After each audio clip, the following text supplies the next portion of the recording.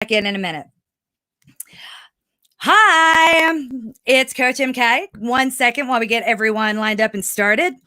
Jimmy, very quickly, I'll pull you out of the room and then go through. But if we could just start Audacity, hit record. Now you know what's coming next. Yep. Hard stuff. All right. Let me know when you're ready. I'm ready. 1, 2, 3. Yes! Whew. I think that is a good sign for tonight. Let me hop out. We'll give Dalia another minute. I'll try to talk for a bit until we're ready to go, but we're live now. So have at it. All righty. I'll put you back after the big introduction that you properly deserve, especially after the shower. Yay. All right. Ask Away is the catchy title for my Sunday night Q&A sessions. My name is Coach MK Fleming. I am the founder of Fitness Protection LLC and the Fitness Protection Program. So I'd been wanting to start real conversations for a while. There's Dalia. Jimmy. Dalia, if you're watching this, click the StreamYard link in the email that I sent you. If that isn't working, let me know because we're already live. We'll figure this out. So Ask Away is the catchy title I gave for my Sunday night live streams, but I knew I wanted to have more conversations on a slightly deeper level. And after I met the two ladies that you're going to meet in a minute or two, I knew that the next step would be what I call Lighten Up, a series about the intersection of diet culture, fitness, food, and the choices we make. Sometimes they're informed by what we want, but what we want is to resist the pressure that diet culture puts on us. There you are. Thank you, Dalia. Oh my gosh. I was like, how much I can talk for a while, but I don't know how long I'm going to have to stall.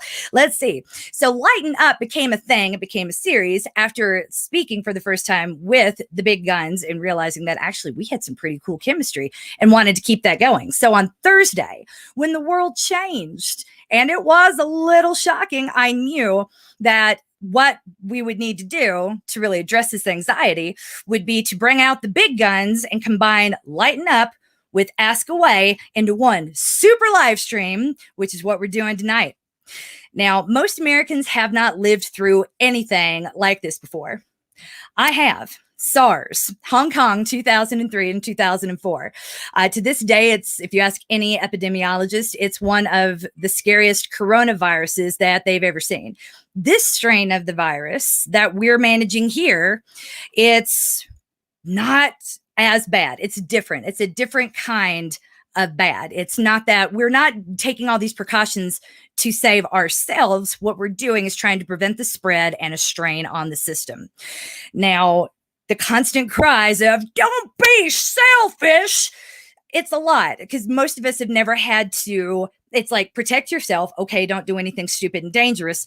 But now we're faced with a lot of individual choices, questions, moral quandaries. What's the ethical thing to do? And the answer is not always clear if you haven't lived through one of these before. So this is really, in my opinion, what I think this is why we need to lighten up. Bring out the big guns.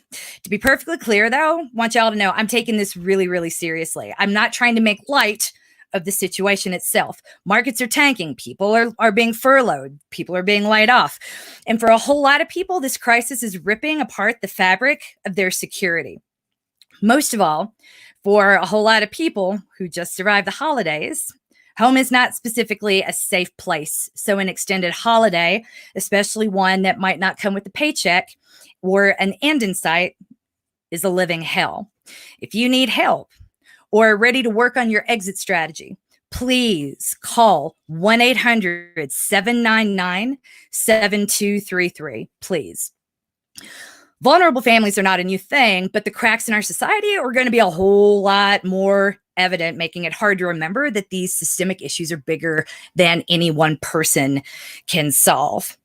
You cannot afford to dwell in thoughts of hopelessness or shame. Privilege is something to be aware of, not ashamed of. It's something to factor in when assessing other people. But you got to remember there's some power in privilege. You have more than you think you do. You can do more than you think you can. Start where you are, do what you can, use what you have. Most of the people watching and listening to us right now can work from home. We'll still be able to pay our mortgage and take the goldfish to the vet when it gets a cough. It's truly a first world problem to have to stay indoors with little kids for a month, trying to adjust to being a homeschool teacher while holding on to hopes for a fall race and trying to get something resembling work done in a house with no toilet paper and no food delivery. We need to brace ourselves for a period that can and likely will strain our mental health. We got to get in front of that, take care of ourselves so we can take care of the people around us. Now, I'm a run coach. No, I'm not a life coach. I am a run coach and not a life coach. Excuse me for defining my lane while I stay firmly inside it. To talk about all the other things, got to bring out the big guns. Y'all ready for the gun show? Let's get the gun show begin. In this corner, we have Dalia Kinsey, the school nutrition dietitian. Over here, we got Jummy Olawale, a Gottman method trauma-informed therapist. He's going to tell us exactly how to deal with all of our anxieties and solve all of our problems in 1 hour, right? Yeah. Yay. We have special guest star. Fingers crossed I can add her to the stream. Here we go. Allison Cao. Allison is, I just went out of the order of what I told you guys I was going to do, but I'm thrown because Dalia was a minute or two late and that never happens. And I'm like, is she okay? Oh my God, I thought you'd been hit by a car. You are always like 15 minutes early. So I was like, my brain was so confused. I thought I missed one email. I missed so many emails. I'm sorry. We are working today because our school system's closing, but we still need to feed all the kids that will be at home. And I've just been out of it. I completely get that. And that's some of the battle cries that we've been hearing over here. People are on one hand are torn, schools are closing, but they're also hyper aware of how reliant vulnerable families are on the public school system here in America. So it's easy to get caught up in that mindset. Like, what about everybody else? Where it's like, you like, not to say you can't think about that. You can and you should, but we need that. Again, this was a problem a month ago, 3 months ago, 10 months ago. Dwelling on it right now is not productive. There are people on the ground doing things. The last thing we all need to do is say like, I want to help, and then show up somewhere. Like, let's not. You can send money online to all of these organizations that have boots on the ground. Backpacks, No Child Hungry, No Kid Hungry, Backpacks for America. There are lots of good organizations that are probably working in your area. If you have any ideas or ones that are working in your area, Dalia, feel free to say so. But there are lots of ways to get involved or to help out without showing up and spreading this. Because again, soup kitchens, I've seen a lot of comments about like, I want to go help a soup kitchen. I'm like, but you're going to be showing up in front of the most vulnerable population, the homeless population who does not have access to healthcare, and you could be giving them something. Let's not. There are other ways.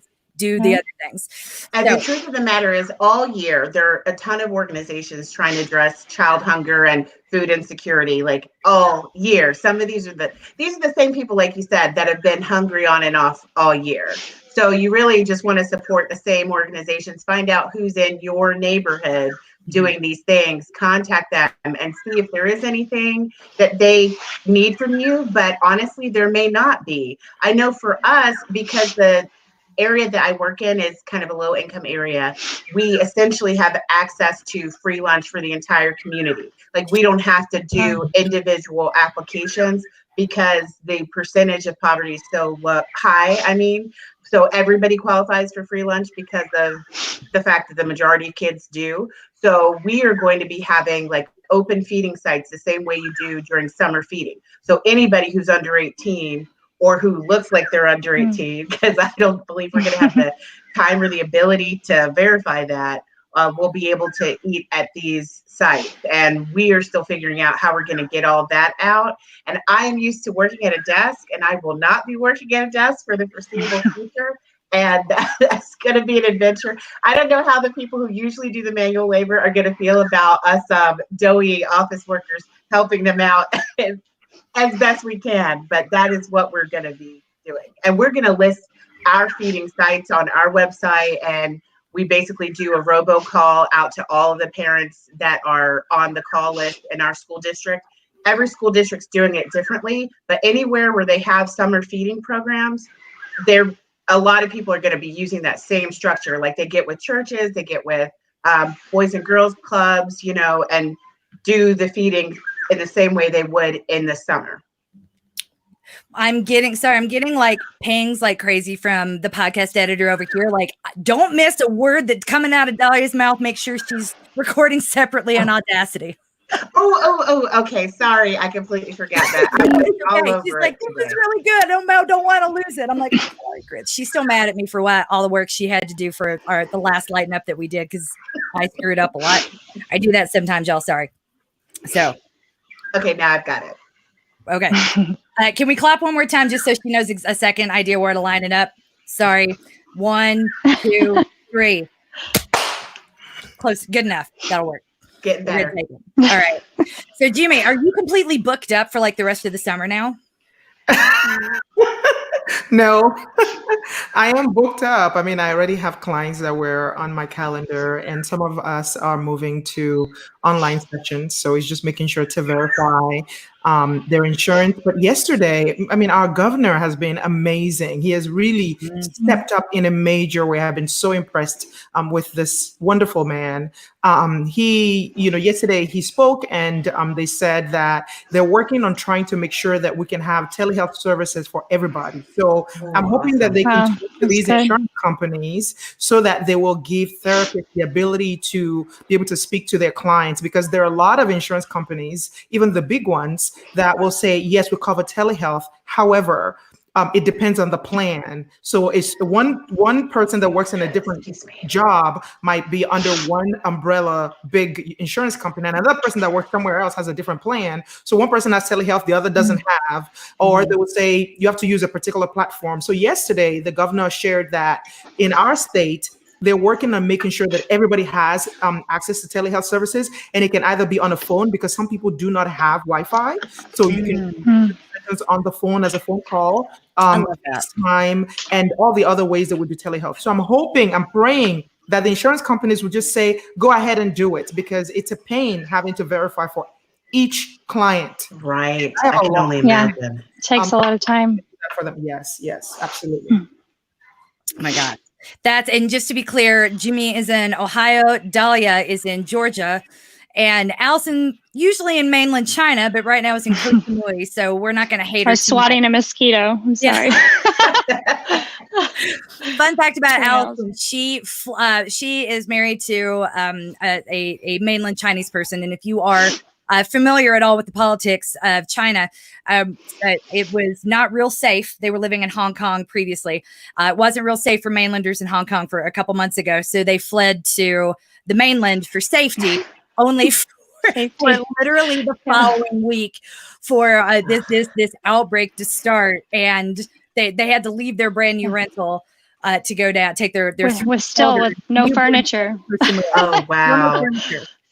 Yeah, so you've had I don't think we can get it when we go back either. We still have to wait. It's ready, but no, can't get it for a while. I really want to hear from somebody who's like way deeper into this than we are.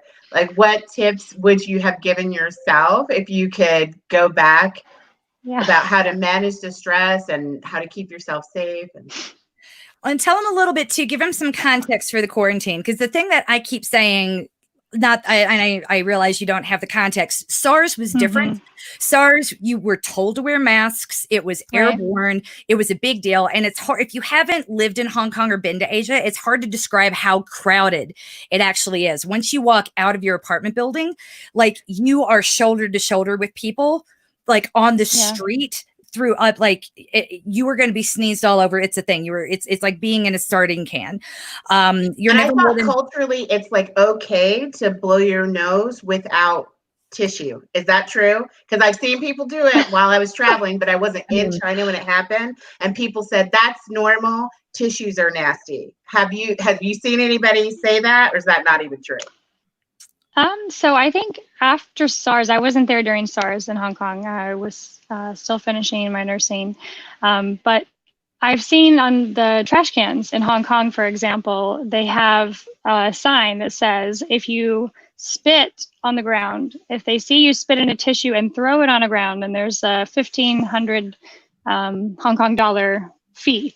for that. Oh. So, and I've actually heard of people getting fined for that. So I think, at least I know in Hong Kong, they've taken that pretty seriously. In the mainland, people get away with a lot more. But I do think that is absolutely going to change. They're putting in some very strict, very serious things for people that are spreading, that are not being cognizant of themselves and their bodily fluids and spreading things. Right. So I'm hoping to see a big change whenever we go back.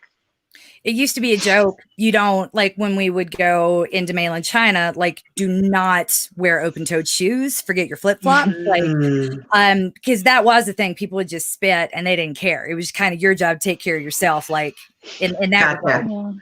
During SARS, that did sort of change for a bit, but then sort of went back the other direction before I left in 2006. 2007. So again, it's neither here nor there. It's just being aware of like what the norms are and what kind of changes during these periods and what doesn't, because no one really in America, and I've lived in New York City, I've lived in most of the major metropolitan areas, we do not come near the crowds and the closeness and the proximity that you get in Asia. And this is not quite as severe as SARS. So like, I see you're not wearing a face mask now. I assume we were not quarantined. We were told like, don't go outside unless you have to. And when you do, wear a face mask. It seems like they're asking you, this is spreading so quickly. They immediately went to building containment, which is not what's happening here. Building containment, you mean in Hong Kong? Yeah, like in mainland China, you guys were quarantined in your apartment building, it sounded like. Yes. So around the January 23rd was the Chinese New Year's Eve. I mean, and all of this happened at a really, really terrible time. I mean, if you could pick the worst time, that's it. It's the largest movement of people annually, and everyone's going back to their home. It's like, what would you say, MK? It's like Christmas, but much more intense. It's like Christmas, and much longer period of time. Yeah, it's like together. Sorry, I'm on my phone, guys. I'm trying to stabilize it. It's migration. It's insane. People, like people just things just shut down. It's like a really long people go back to their hometown. It's their time to go spend time with their family. Factories shut down for a few weeks, and you have this huge movement of people. So this was a very, very unfortunate time for it to happen. A lot of people had already gone back to their hometowns. They left their home province, kind of like, our home state, and, travel back to the countrysides, out of the cities.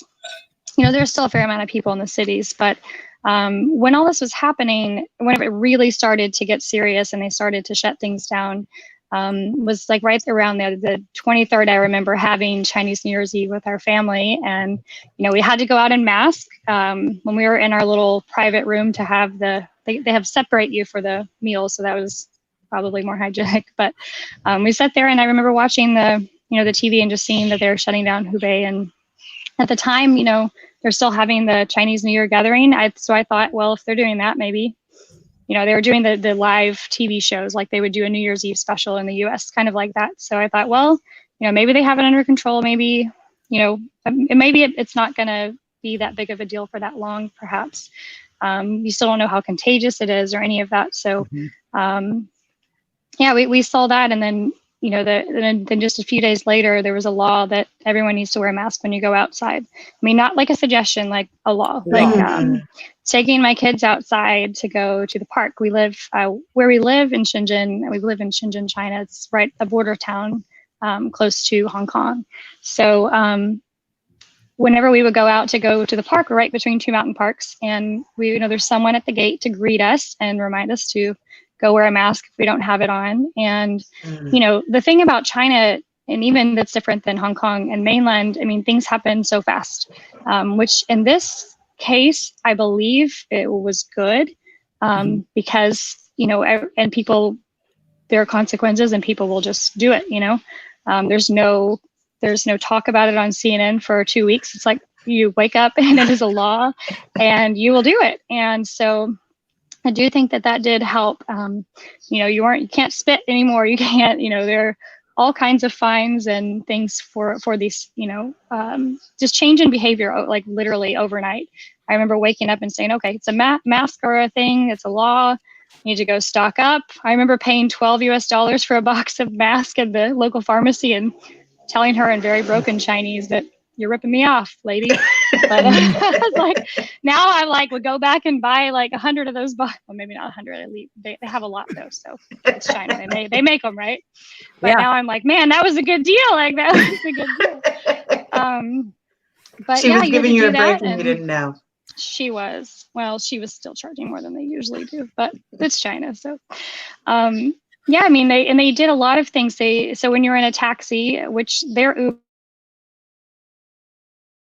little brother, I don't know why it's called that, but they also have to follow the rules there. They had to roll down the windows. They couldn't, they had to clean the taxis in between every ride. So they put in some strict things that I really do think helped. And we were all advised to go under self-quarantine. And so we're like, what does that mean? Like MK, I don't know if you guys went through quarantine before in SARS, unless you knew you were exposed, or. It was very different where we were because it wasn't prevalent in Central. It was section by section. So other parts of Hong Kong, like even in Hong Kong Central, in Hong Kong Central, to be really clear, it's like this big. You could spit over it if you tried. It's like much smaller than even Manhattan. So the parts on the farther side were the ports were shut. A lot of the ferries were shut. So with that kind of shut, it kept the problem out. Most people had amas who lived in their domestic helpers who lived in their homes. So it was just sort of like, make room for your domestic helper to stay right where they are. And for a long time. Yeah, it just changed the way we sort of did things very briefly, but it was more of an issue in mainland Hong Kong, or the part of Hong Kong that's connected to the mainland, not Hong Kong Central. Like for me, it meant like I got off the plane and people were like, go buy one of these. And I bought this Louis Vuitton face mask for way too much money, but it's an N95 mask. It's the one people can't get right now, the super good one that keeps everything out. And it's very, very stylish and fashionable. And I wanted to kind of dig it out for this, but was like, I said, I can't believe, is it legit? Like that isn't just some label they slapped on there. Did they really manufacture this? I mean, Louis Vuitton claims they did not, but okay. I gotta say, some of the faces that were wearing them, I don't believe that. I mean, there's a knockoff market for any kind of, everything. That's another concern too, because people are buying all these things on Amazon, and now I was listening to a podcast about the knockoff market and how it extends to medicine and supplements and masks and anything you can imagine, because the prosecution for selling that type of illegal good, the risk is so low, like the penalties are so low in comparison to like if you were selling or trafficking drugs, that it's become a big thing that major like crime syndicates are into these days. But the bad news is, if you love Amazon, as do I, as does everybody, that when you decide to start ordering your supplements online or your masks online, you don't actually know whether or not you're getting a legit product these days. So I'm sharing a link here, Fake Spot. Fake Spot is a good place to go to start looking at something to see if it's legit. It checks the ratings for you. It's an AI aggregator. But for places precisely like Amazon or even Target and Walmart, which can use third-party sellers on their main platform. Oh, that's true too. I didn't even think about them. So I like to check things on Fake Spot before I make a purchase on Amazon these days. Unless I'm buying something that's a little more esoteric, where I just really don't care. Like where it doesn't matter, but then the things that are a little more expensive and kind of do matter, I would start with checking its Fake Spot rating. Anything with less than a B-, I won't make the purchase, or I find it somewhere else. Anything you're going to ingest or put on your skin as well. Like if you get fake leggings, worst thing that happens is now you have some slave labor clothes, which we all do accidentally, which is not great. But if you get something that's artificial or full of poison, they found like urine in some of these supplements. It's really bad. Oh, wow. Yeah. So, yeah. Well, it's just knowing about being careful and somewhat conscientious. I don't know, but it's just funny that these are problems that we're dealing with here in America, and it's not just like having to look at something real close like we used to in Hong Kong. The world really has changed. But I would also argue like this is not a period where we have, again, because there is nowhere I have gone in the States where, other than maybe on the subway in New York, where the proximity comes so close that I would even think about wearing a mask out. There have been times I've been sick and thought about wearing a mask out as a a way of being considerate to the people around me, but it's so odd. You just never see it here, that it seems like it attracts the wrong type of attention.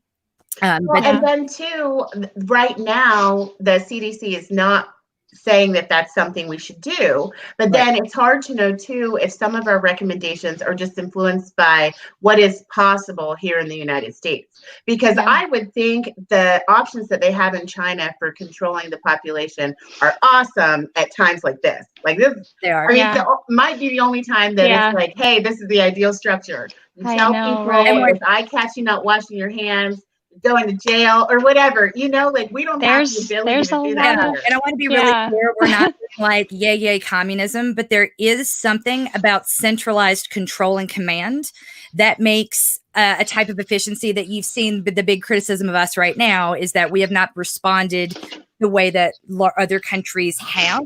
You would think that we're so big and we're so wealthy that we could. Well, we've decentralized command in a lot of these areas, and there's no clear requirement to step in and fill the gap. So this is one area where you're absolutely right. When it comes to crisis response, China might be better positioned than, say, FEMA at the moment.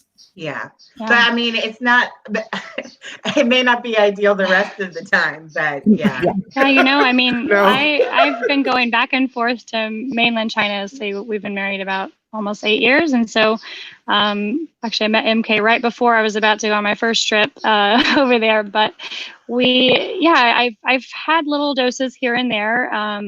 But, I haven't lived, we've just finally signed a lease, got our place, we're settling down. And I mean, it can be quite intense at times.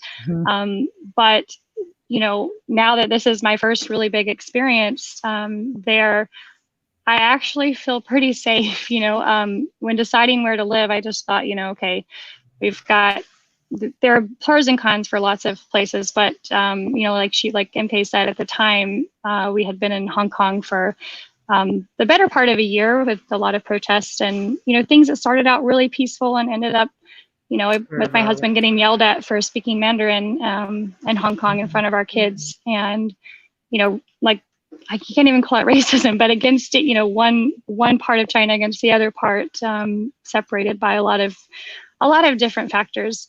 But I will say, as you said, Dalia, and during this time, I do believe that the structure of the government is really ideal in trying to protect the vulnerable population. In China, there's still so many aging right now. They're having a lot of issues because you have the one-child policy before that's left a lot of people with, maybe they lost their kids and they don't have anyone to take care of. You've got, couples that are responsible for both parents. You've got because you were the only child. So, you've got a lot of unique issues there, but I do think that the way that they're able to just change things so fast and have people comply, is really turning out to be, it seems effective. A few days ago, there were 8 new cases in all of China. Wow. That's pretty big, Yeah. It's so interesting how culture. The reasons why when we declare a state of emergency, it's to introduce that type of linear chain of command. Right. And sometimes it works. And sometimes the good part about decentralizing each state having its own way of doing things is the ability for like Ohio to do what it did that works so well for Jummy and for others that they can respond. Not all states have the same access to resources. It's not, there are trade-offs all over the place. And this is one, this is one of being decentralized that we can't quite respond the same way that China does. And I understand there's consequences for everything, because in this instance, with it being an emergency, I think it's great to lift whatever barriers there are to long distance care. But then again, you have to think about over the long term, we want everything to be a closed system because we protect our, what is that? Oh, I maybe that's traffic over there. I thought somebody was driving.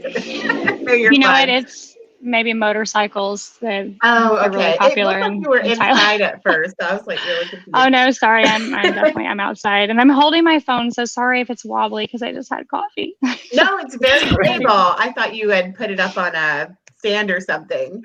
It's But also 6 in the morning, so we're grateful that Yes, Allison got up so 6:30. early It's to do okay. this with us. oh wow, yes, Wow, we definitely thank you. appreciate it. You When said think you wanted about someone in HIPAA and China. We delivered protecting that, your Dalia. information, There I you don't go. believe that people worry about that so much in other parts of the world, you know? So Yeah. there's always a sacrifice. Every time we try and improve something, there are always unintentional consequences. So I love that every state has the freedom to do what's best for its population. I think it works really well usually, but then, you know, there's always a trade-off.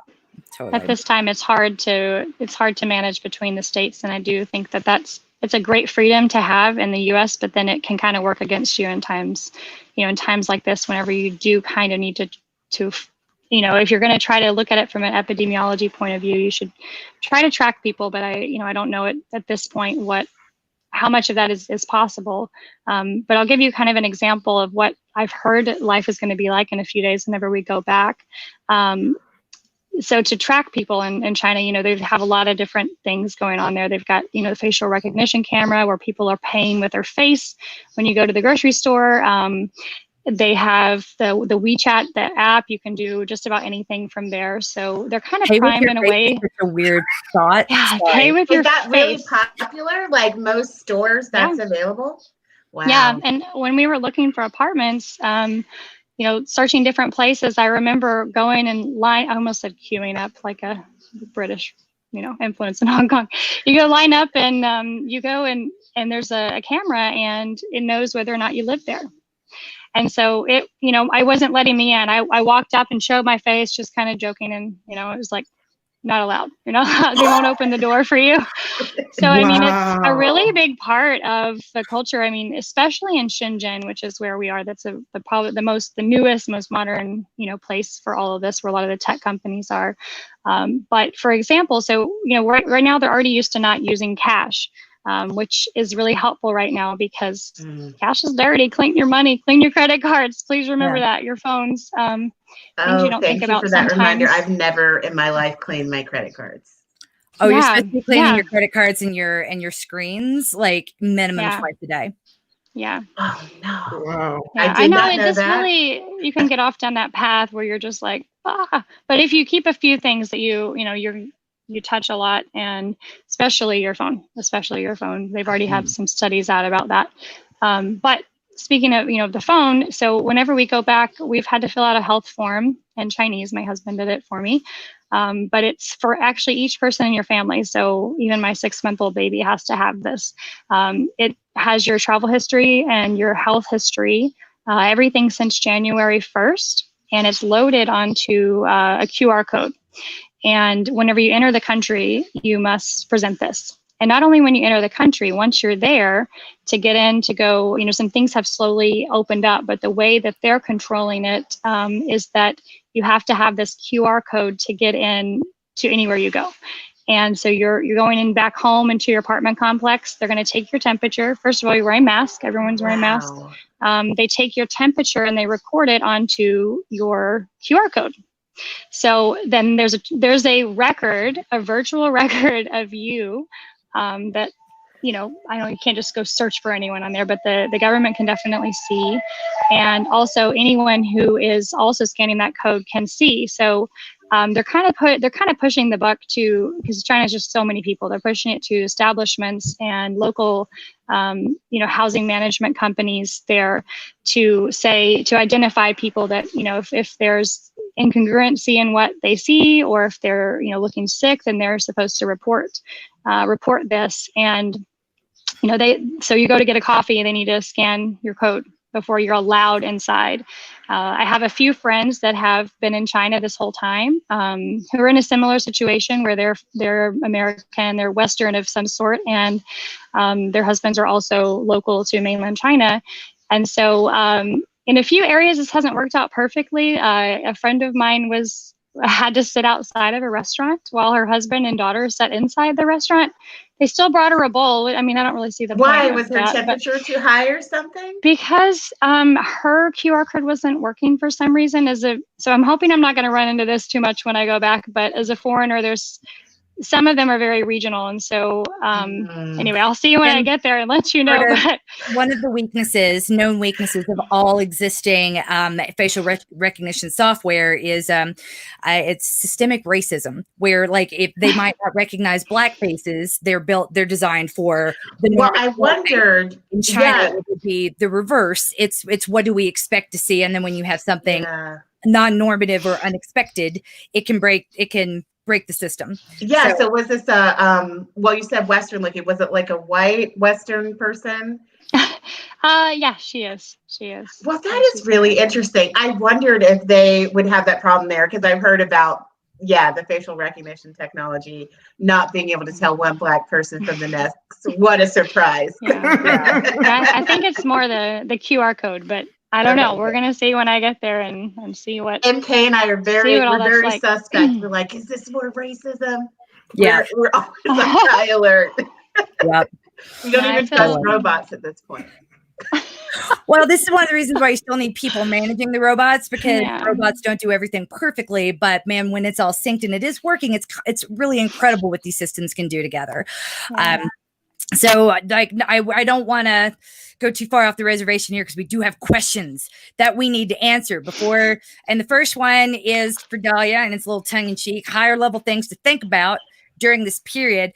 And I'd like to remind everyone, this is not nuclear fallout. You can go outside and should try to get outside a little bit each day. I'll talk a little bit more about that later in the broadcast. This is not like the type of quarantine that originally that Allison was dealing with in China, which is you must stay in your apartment all the time and have food brought to you. You can go outside, do that. It'd be good for your mental health. We'll let Jimmy talk about that in a minute. But first of all, when it comes to food, Dalia, I'm something of a prepper, and I have 100 cans of Spam in my basement. How long can I continue to order pizza? We go from the Spam to the pizza. As long as you want. My only concern would be if you're having contact with the driver and you're trying to do your social distancing, are you going to be cleaning your dirty currency like Allison just taught us? And are you going to rub the credit card all over your face after you pay for the pizza? Those would be my primary concern. I might rub it on my chest because it feels good. Well, you can take... Because honestly, your body is so efficient at working with whatever you give it. You exist right now because your ancestors survived periods of famine and, so much drama. There's been so many times in human history where our access to food was interrupted. Your body will be fine if you eat as much pizza as you want while you're in voluntary quarantine. The real concerns are what the CDC keeps saying, like wash your hands, and don't touch your face. Those are really more crucial and more likely to affect how this all plays out for you than what you eat. Royalty got royalty. I will say one thing about cardboard is it can live on, not to be like the weirdo, but it can, they did test cardboard and it can be on there for about 24 hours. So just a little side note, whenever people bring delivery to your door, then you might want to just have your own container ready just to transfer that before and throw it out. Wow. Just in case. I'm not trying to be but no, I think that's good. There's information out there, so you might want to think about that. Talking about is to buy local. Small businesses are going to be absolutely crushed by this. A lot of bars are going to have been told, like in San Francisco, the ordinance came out today. Bars that can hold 100 people or more must close for 7 weeks. So if they don't have a restaurant, that's going to be devastating. We don't have measures that like they do in China, where they've said we're going to hold mortgage payments off. We're going to give a grace for anyone who's diagnosed or affected. We don't have any of that yet. So we are still we're very local community minded family. The first thing we did was go out to eat, but we called it the last night of normal. And I took the kids out to get pizza. at Blackbird, one of my favorite local restaurants. And we watched, part of the reason I did this was to see what people were doing. The Grubhub delivery people came in, they had gloves on, they were putting, like, they weren't touching the food. The people who were touching the food were being really cautious about it. So there was a definite appreciation there. Like, granted, it should be selfish to go out, maybe arguably, but we did it anyway. But it was to get this information and feel better about, okay, now I'm going to be a lot more comfortable ordering pickup or delivery from this place. Yeah. We did order some takeout because I can't, there are going to be days when I can't cook, and if I want to give money, it's probably going to be, Domino's because I lose. But when I can order from a local restaurant that's going to be a hit hard, I will. And Blackbird's first one that I think of, I'm going to be a lot more comfortable doing that now that I've seen that process. So as long as they're handing me the box, and I know the box, like, the preparation side of it is always going to be, questionable, but I wouldn't think it's much higher now than it was before, as long as all the transfer, because what most Americans at this point are paying for food that's delivered online. It's very old school. Maybe college students are still like handing cash over, but I can't remember the last time someone asked me for cash. It was that. Well, it's like bad timing for me because there are a lot of people focused on encouraging people to step away from credit cards, and it helps you really feel that pinch when you spend money, when you physically hand cash over. But money is dirty. We all know it's dirty. One interesting thing has been how obvious it is to us all now how weak we are as a nation with our hand washing. Like people pretend they wash their hands and they don't. They go to the bathroom, they turn the water on, and they go, and they're out of there. They don't even put soap on their hands. And just being cognizant of the fact that the virus can live on all these different surfaces. I'm pretty sure most people's moms told them growing up, stop touching your face. But it's amazing how often we all do it and how hard it is to stop. Because of my allergies, I'm always touching my face because my eyes are watering, my nose is itching. Like, it's really kind of tricky to try and undo a habit that we shouldn't have developed in the first place. But this is a good opportunity for all of us to get it together. Stop touching your face and wash your hands. Like, every time you've touched anything that someone else has touched, which is anything, you should go and wash your hands, whether it's a light switch or... Oh, sorry. I got to speak up for the people with OCD and serious anxiety disorders here, because I know we have a few, at least in our community. Careful with the public shaming. You do not know what someone else is going through. You do not know what it took for them to only be able to do that, walk away and put on hand gel or hand sanitizer if they have it. So to that end, take care of yourself. Try not to worry so much about other people. I know it can be gross to watch, but watch that to be aware of the cue to take to wash your own hands. This whole public shaming thing makes me really like, there are people who have to resist that urge so many times a day, and we're just adding to it when we add when we're adding shame on top of the panic. Well, everybody just needs to worry about themselves. Worry about yourself. Has everybody seen that little? There you go. Have you seen that little video with the girl in the back seat who doesn't want help from her dad with her seatbelt? Yes. Says, worry about yourself. Yes. That's what we all need to do. Just worry about yourself. Wash your own hands. You're not washing anybody else's hands. Don't worry about what the last time they did it. That's their business. And don't hoard. Fill your freezer with anything that's perishable. You can buy in freezer form. So this is my next question before I start attacking Jimmy, who's sitting there quiet and she doesn't know I'm coming for her. Because you never get the easy questions, Jimmy. Why would you? You're too smart for that. So the bigger, we get a lot of questions about frozen food and that the relative. So in a perfect world, we would eat everything fresh, but that's expensive and it doesn't have a long shelf life. Is the next best step then to take things and buy it in frozen form and have a couple of meals ready to go that we've kept a lot in, say, the outdoor freezer? Is that probably... Absolutely. That's a great option. And half the time, if you have the storage space for that, great. If you have the room for dry goods and canned foods, canned foods are wonderful. If you have problems and your physician has encouraged you to watch your sodium, just rinse the food after you get it out of the can to kind of bring those levels down, or buy the low or no sodium option when you're in the store. There's nothing wrong with canned food. There's nothing wrong with frozen food. And even when you think you're eating fresh food, unless you went to the farmer's market and you got it from somebody who bought it the day prior, there's no such thing. If you buy, I'm not going to the farmer's market right now, Dalia. Yeah, I mean, everything about you should not. that we talked about before. Probably not the time. Like double that now. Yeah. But it just everybody believing that they're eating fresh food. Like, think about how long it really takes that food to get to you. The freshest food you can get at the store 9 times out of 10 is the frozen food. They pick it at the peak of freshness, they flash freeze it. That is the freshest food available, is frozen. There's nothing wrong with frozen food. But there is something wrong with Frozen too. If you've had to watch it, I knew those things are always like bad. I knew it was going to be bad before you watched it.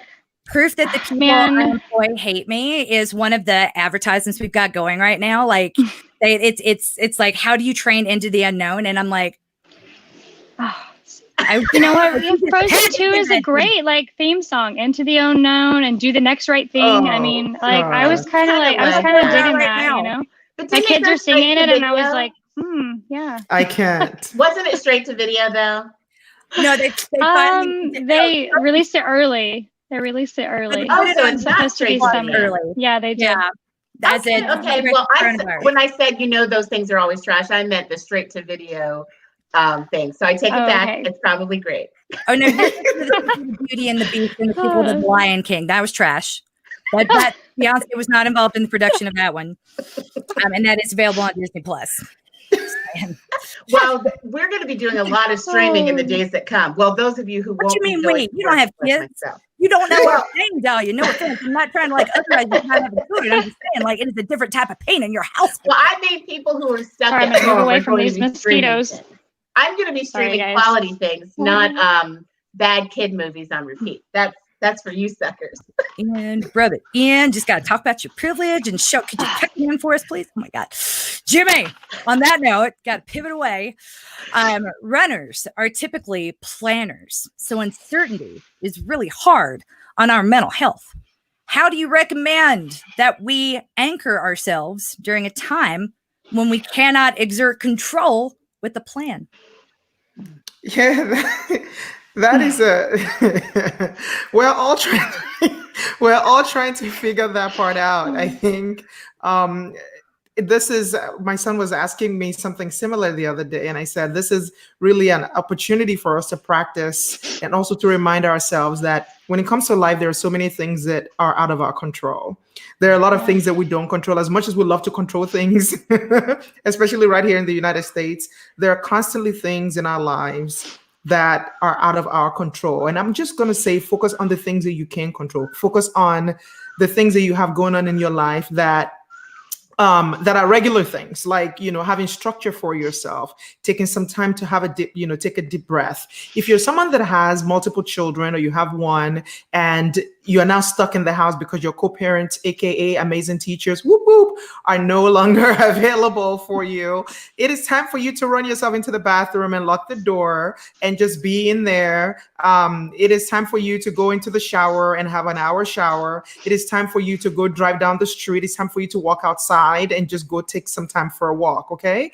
But at the end of the day, what you need to start thinking about is, right now, everything that is going on in the outside world, especially with this particular virus, are things that I don't know anything about. And beyond washing my hands, beyond just following the things that the CDC have asked us to do, all I have is breath. All I have is breath. Reach out to your friends, ground yourself in facts. Don't spend too much time on social media. You can literally feel everyone's anxiety popping through the screen. Also, I even say don't go shopping during the time where everybody's out there. Because if you go out there, we went shopping on Thursday. My husband and I just took the day off on Thursday to spend some time together. And we're like, let's go and pick up a few things on Thursday. Just a few things from the store. And we get there. OMG. There was nowhere to park.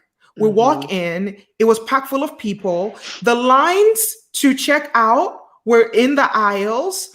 And I remember saying to him, I said, this is enough to give someone anxiety. If you're just going in to pick up something random and you see so many people like that shopping in the way they're shopping, you can't help but say to yourself, do I need to do that? What if I don't have any more tissues? What if I don't have any rice? What if, so we all start feeding into each other. My husband went to the gun range this afternoon, and he said there were so many people there lining up to buy guns.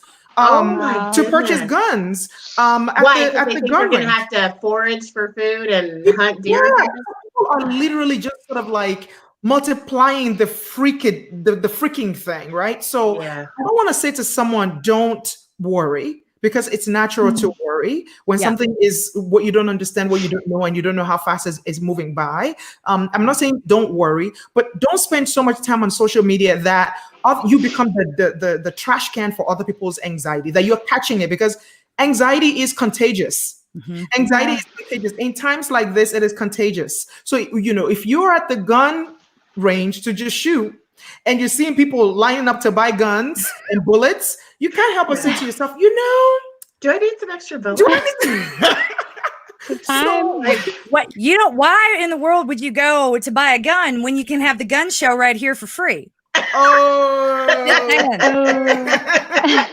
For real. We all need to lighten up, and hence the name of this series. Like, there's everything out there is going to tell you to worry. Here, we're just trying to help you rein it in a little bit. Like, it's not that we aren't concerned, but there's a difference between concern and rumination. Rumination is when you go over something over and over and over, and it's hard to get unstuck. It's not productive. You're not, I'm overthinking this. No, you're ruminating, and it's not helpful, and it's not healthy. So, and then the question becomes, have you even followed the recommendations that the CDC has already provided you with?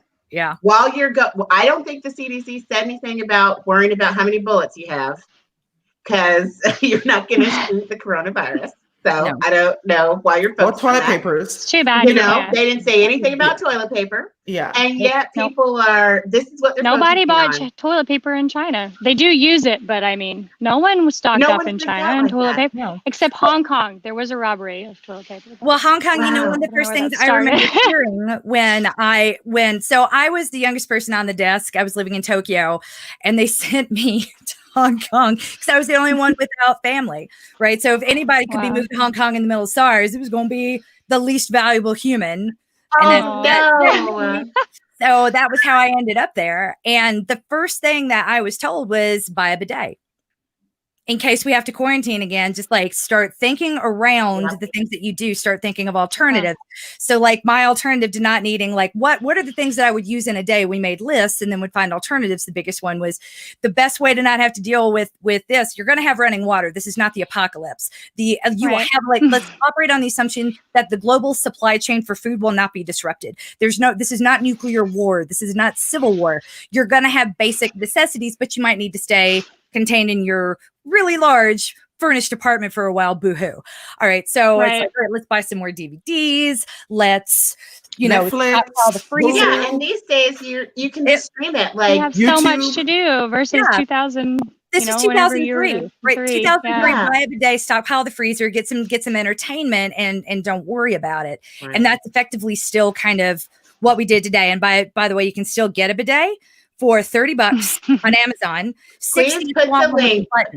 Put the link in there, because somebody mentioned that the other day, but then they didn't provide the link. My concern was, I literally a couple of days ago was Googling, like, how do you use it? Because of course, when you're a bride, it's more intuitive. The big ones, the one, like the real one, not the attachment. Yeah.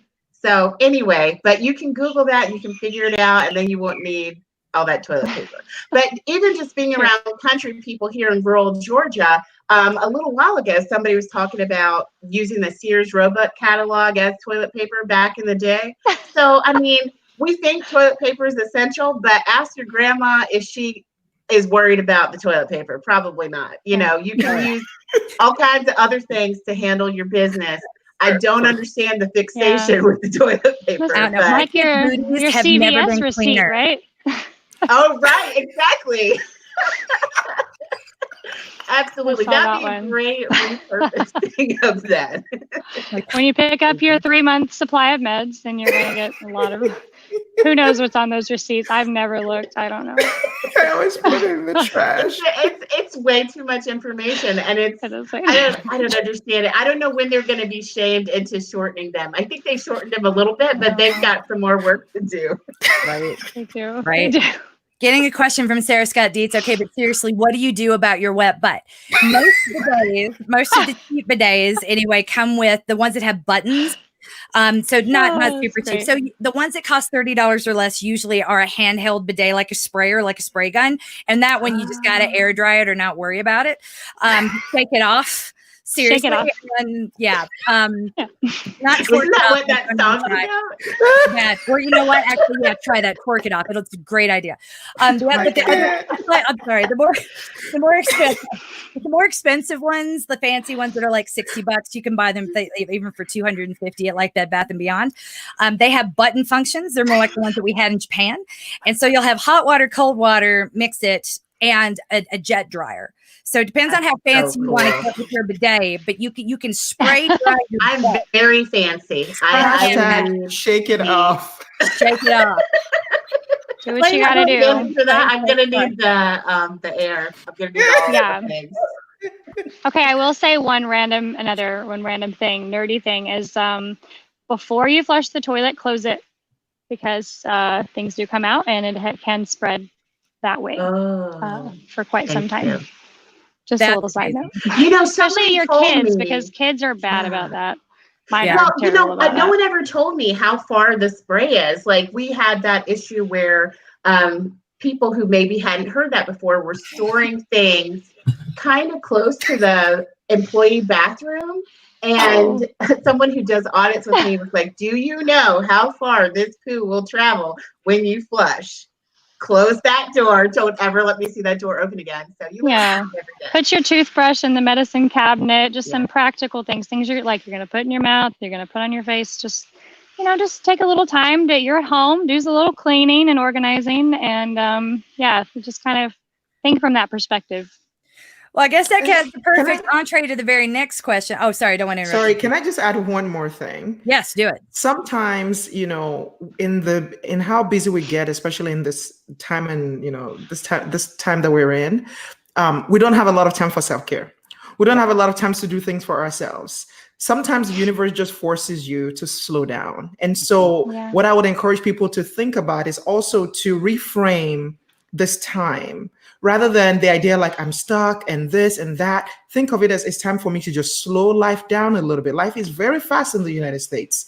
I used to live in England, and it's much more slower in England. And so this is time for you to get that sleep that you usually don't get much. Maybe you want to do some writing. This is the opportunity for you to do some writing. Maybe you're thinking about business and you haven't had time to do a business plan. This is the time for you to do that. Maybe you want to take up running and you haven't really had time to do that. This is your time to, try the C25K app or something.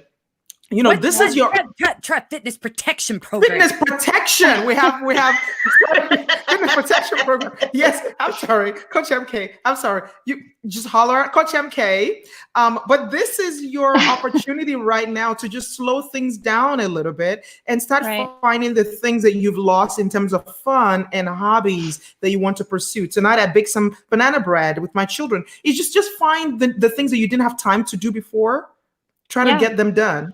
That is fun. Now, what about suckers like myself who will now have to do more work in the next couple of months than they've done so far, like this year? What recommendations for not completely having a meltdown do you have? Because there's some people who now have to pick up the slack. So yes. I would also, if the same thing applies for you, right? So don't get so sucked into the work that you are not taking care of yourself, right? I feel like when I get busy, the first thing that goes away is self-care. I'm not getting adequate sleep. I'm not eating. I am not eating at the right time. I am, not taking the time to spend time with my friend. I am not going out to the gym. I'm not doing some of these things. So I am the one that dropped off the list. And I am just as important. So I have to think about it in the long term rather than make myopic decisions that in the long term, I'm going to be able to keep doing this if I take care of my body. But in the short term, if I don't, then I'm going to crash, right? And then I'm not really going to be of any use to anyone. So you still need to carve out that time for yourself and also put boundaries around it, right? They're going to be expecting you to do a lot of stuff. Right. It's okay for you to say no to certain things. Right now, if work is pulling at you and family is pulling at you and everybody's pulling at you, you've got to draw boundary lines for yourself and say no. Right. Yeah. There's Say no where you can. Yeah. I Say no where agree. you can. I agree. I Google was up surprised. compassion fatigue. Compassion fatigue is real. Is real. And a lot of people, like I was saying earlier at the start of the broadcast, the cracks in our society are going to be showing. They're going to be a lot more obvious than before. They have been present for a while. They will just be harder to overlook. And try not to dwell. Sorry, guys. In that, do what you can, start where you are, use what you have. I think that's an Arthur Ashe quote. But dwelling on all the people that are hurting is not going to be super productive. Right. If anything, I would encourage you to carry that with you to the ballot box in November. Or even focus on one issue at a time. So again, this is a social media thing. Like if you're worried about everybody, pick one charity or one organization that you can help, that you can give to, that you can donate to, so that you don't feel overwhelmed by all the problems of this world, because the problems are still going to be there even when this crisis is over. Right. It's true. And the way the brain works. I'm sorry. I was going to say, at the end of this podcast, I'm going to have a couple of links. They'll be in the show notes. I'll put them in the comments. But the way I would strongly advise everyone to think about it, and I say it not to be a total butthead, but when I say like, this is not new, everything you're about to see has been going on for a long time. It'll just be harder to overlook. Don't go looking for new things. Think in the same framework that you would have done over Christmas when you wanted to help families in need. Right. Go to the local public school, your elementary school, and offer to pay off lunch debts. Go to Walmart. Go to Target. They have layaway, they have grocery plans. Offer to pay off. Have a budget and offer to pay off things that people have on layaway, because a lot of times people have on layaway not just stuff that they want to buy, but things that they absolutely need. So they can do this anonymously. That's a great place to start. You don't get a tax write-off for it if you do, or that's what you really need for your own budgets. I get that too. Start with your church. Start with at work. No Kid Hungry. I'm gonna give you a very short list. But the first, we're all seeing how reliant vulnerable families are on public school systems. Start at the school, then move to the Walmart and the Target, and move on from there. Those are my 2 cents. Yeah, and I like that Allison said you may just want to call them, and depending on the organization, this may be something you need to remember you want to come back to, because right now these organizations may be swamped doing the actual work. And then you may learn something about yourself if, when this blows over, all of a sudden you no longer feel compelled to make a difference. Just say it. Because those people are out there. They 1 minute they're all about. That's my thing about Christmas. I wonder where all those people who volunteer at soup kitchens at Christmas think the homeless people go to on January 1st. You know who those people are. And you people, you know who you are. Look at yourself. I'm just saying, this is a time, like MK said, these issues have been an issue for some time. Where was the concern before? Maybe we were concerned. I'm not judging. But some of us, we have blinders on, and easily we forget that we're needed, or that there's something more we could do. So maybe this time, make a point or promise to yourself that you're not going to forget this time. And if there is, like Jummy said, maybe one area you feel really passionate about, you're going to continue to do research about how you can be helpful. One thing that I think is interesting is I feel a lot of people who are privileged to have great access to food and who have a lot of classist views about the quality of food, they're constantly dumping on the quality of school meals, constantly criticizing school nutrition, when in reality, for a lot of people, like, that's all they have to eat during the day. And the majority of people, I would say maybe like 9 out of 10 people who work in school nutrition, it's because they worry about their kids. And we always call them our kids. We don't say we're feeding other people's kids. No, we call them our kids. We're not trying to give them trash. But you have to be realistic about what you can do with the funding that we have. And then you also have to think about how your access influences your view of certain foods. Maybe you see a food as like subpar because it's associated with being lower income, but is that a subpar food? Is it nutritionally inadequate? Or are you seeing it through this lens, this classist lens? Not to judge you, you didn't deliberately put those, classist glasses on. Yeah. They were probably put on you. But it's just interesting to me, some of the same people who are so worried about people not having access to food cannot stop talking smack about how we're not giving kids, like, I don't know, Cornish hens at lunch. I don't know what they think these kids need it's all relative. It's all relative. It kind of leads to the point, like, be really careful about the tendency to spout on Facebook, and especially if this quarantine goes on longer. They're estimating this could be 3 months before we fully hit bottom and come back out to a place of normal. You're going to need these online bonds. So careful throwing bombs at people that aren't performing the type of concern that you would like to see. I know that I don't talk about my community service very often. I'll allude to it, and I do it, and I'm comfortable with it, but I'm not taking pictures of what I do with my children when we're volunteering places or when we're showing up, because I think that's gross and tacky. I don't like it when politicians do it, and I'm not about to do that. So don't assume people aren't caring or doing things. And if you're, well, what about this? You might not be helping anyone or actually solving a problem. You could be alienating yourself. And the final note, and I say this again as gently as possible, not all Black people are poor. And thank you. Can we hear that one more time, MK? Not all Black people are poor. Not every school that exists that is mostly consists of people of color is necessarily high percentages of free and reduced lunches. So think about who you want to help.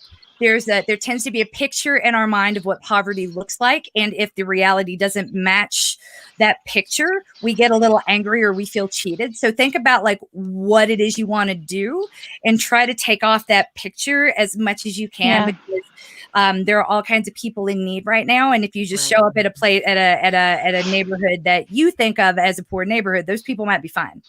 So that's why I'm like, be real careful about physically showing up places, because you could just be doing something racist and aggressive. Yes. The last thing you want to get yelled at by Dalia for being like, ain't no poor here. Why'd you come here? Why did you think about that place? Yeah, I know, right? Well, it's funny because when you really think about the numbers, this is a majority white country. The majority of people in this country suffering from food insecurity and extreme poverty are white. Hello, do the math. So I don't know why we continue to think that the only people who are on the struggle bus are people of color. There's all kinds of people on the struggle bus. So yes, you're totally right. Jimmy makes more money than I do. I'd like to point that out, and so does Dalia. Sorry, guys, I keep readjusting here. I totally should have. I've never done a podcast. Okay, if you can't tell, I'll keep moving around like a psycho. Okay, it's okay. On my phone. Okay, I think I'm good. I think. Oh my god, it really looks like okay, at a resort. But I'm gonna try not to touch my face. Yeah, she's in Koh Samui. It's on a beach. We're on a beach house. In a beach house in Thailand. Oh, okay. Yeah, when it started spreading and they didn't want to be trapped in their apartment building, they went to Thailand thinking it would be easier, and then they realized that this virus was spreading further, that they would actually prefer to be in a place with that could build 10 hospitals in 2 days, like Wuhan did. They're like, we're gonna go back to China. Yeah. I wasn't expecting. Who knew? That's the whole problem with life. Like you can't know what you don't know. Exactly. When you started out, we thought, okay, U.S. had just put in the travel ban. If you've been in mainland China for 14 days, you got to go to a quarantine center. And so we're like, we don't know what that's going to look like. And my husband's, Asian. So I'm like, I don't know. I don't know what's going to happen if we turn up in the U.S. So we better go somewhere in between. That's maybe a stepping stone to the next decision. So if that's to go to the U.S., great. If it's to go back to China, okay, we'll deal with it. But we've been here almost 40 days. It feels like some biblical pilgrimage or something. Seems like I don't know. Seems like it's been been almost exactly 40 days. You're wandering through the desert just like Jesus on a horse with no name. They'll get you out of the rain. It's not so bad. It's not so bad. So we're quarantining on the beach right now because it's not a popular, Drinking resort quarantine. beach here. Is that what you just said? Yeah. Coconuts and quarantinis, but yeah, we'll have a stark difference in a few days when we go back. Podcast.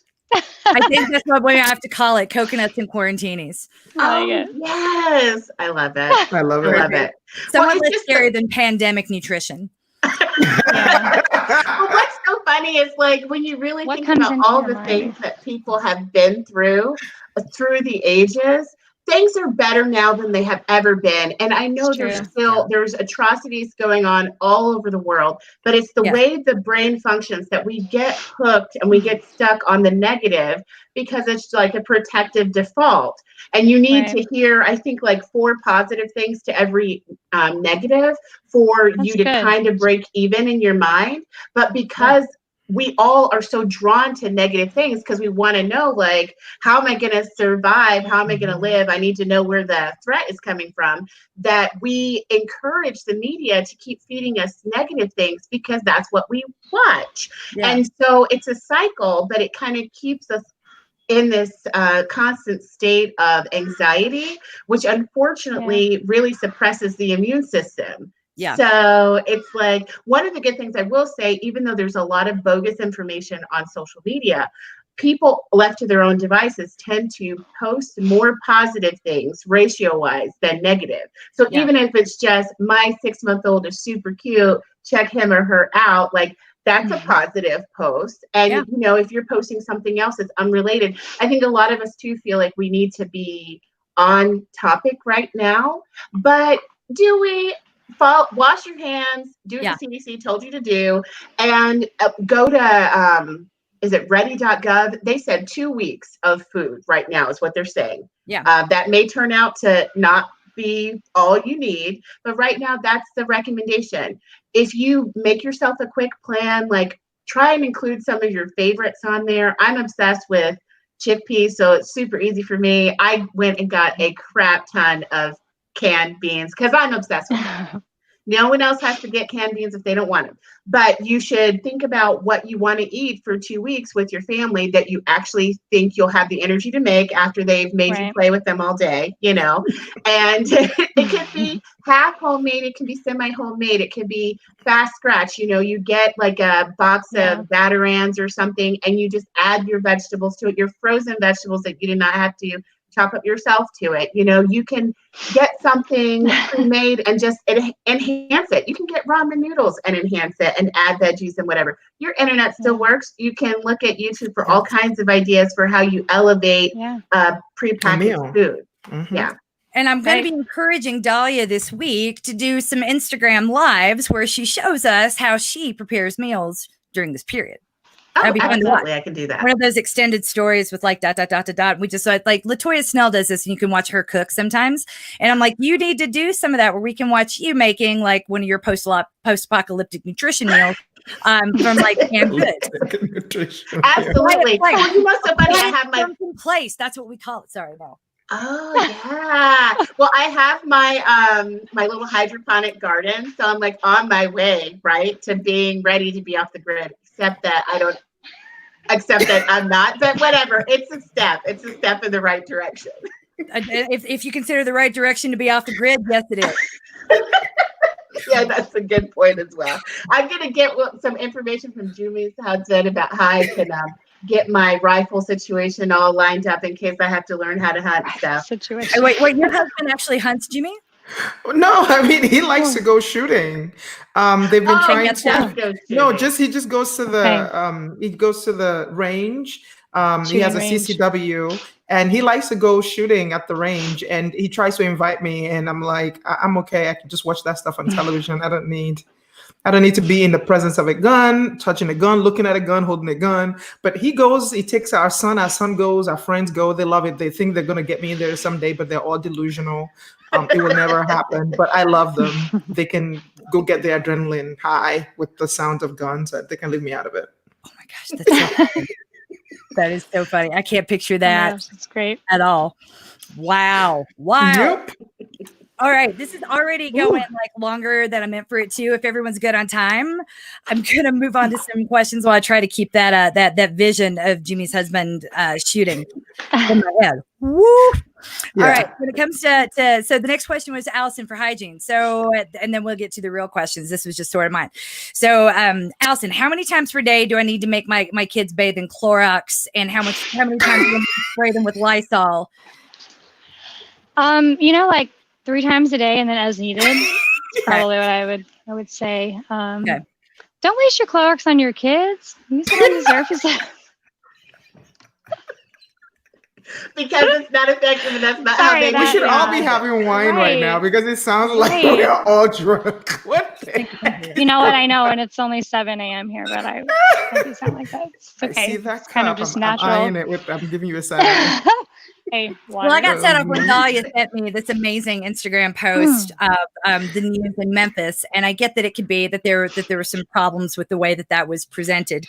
Totally. I mean, at the same time, though, to be like, yeah, no, I mean, I the fact that people were kind of on one hand laughing at it is one thing. On the other, I know some wealthy white people that would be doing that. That would spray their child in the face with Lysol because you know what? Yeah, they refuse to read the directives. And their hair. I said that jokingly to someone a couple of days ago. It's like we bought this. It was a butt order we're like fat fingered it on Instacart. We've got like hella lavender scented Lysol. And so when it was delivered, some person was like, that's a lot of Lysol. I'm like, yeah, this was like a month ago. You're ahead of the curve, MK. And I know, right? Like this is why I'm like, oh, they're out of antibacterial hand wipes. We got it. Well, maybe your butt is psychic. Is that a thing? DIY. What is it? I didn't think so. Maybe your butt is psychic. My butt is psychic. Okay, that is the new name of this podcast. MK's butt is psychic and other things you didn't know about the pandemic. Wow.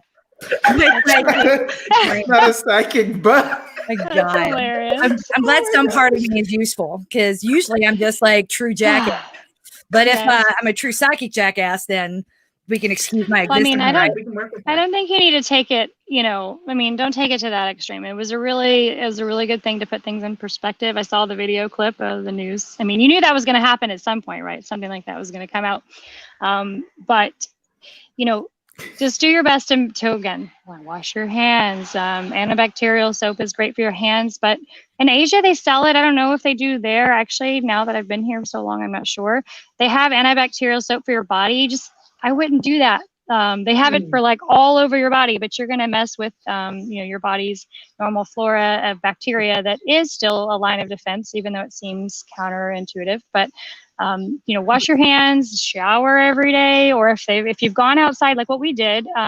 And I think it's just because I was an ICU and ER nurse and I was trying to have a little fun with it. And I also have another friend that's living with us right now who's also a child psych nurse. She might be a good person to interview later as well. But we both got together. We made a quarantine area. There's an elevator that comes right up to the front of our house. And so I put a plastic sheet before you enter my door. I'll have to post a video of what I did. It's kind of funny. And I had different steps so the kids would know when you come in.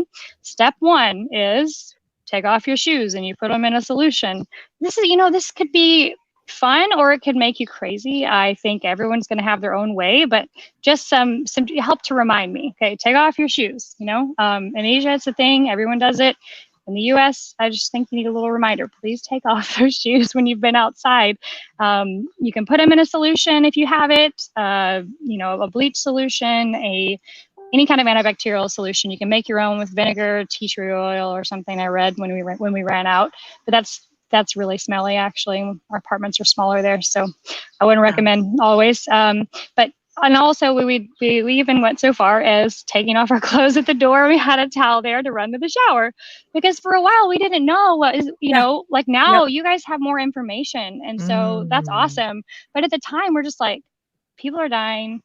Stuff is being closed down. Like we don't know what this is. And so we were so much into the unknown that we were like, I don't know, what should we do? Like, where do you draw the line? But we kind of went, like full decontamination, and we would, I had a reminder on the wall to go through and wipe your phone before you left. I would take my my screen cover off. I think sometimes you forget to take off the case, which sometimes can also harbor a lot of things. So we get our phone naked, we wipe it down, we take our clothes off, put a towel on, and run to the shower. That's what we did. I'm not saying it's necessary, always necessary for this. Spraying yourself with Lysol.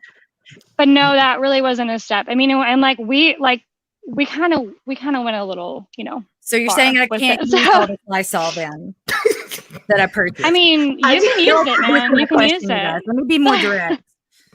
I really want people. Literacy is a gift.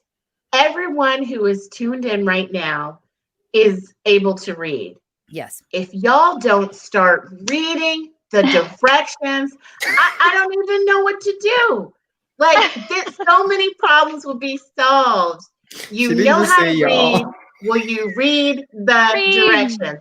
Where does it say on there, spray this in your kid's face? Where does it say that?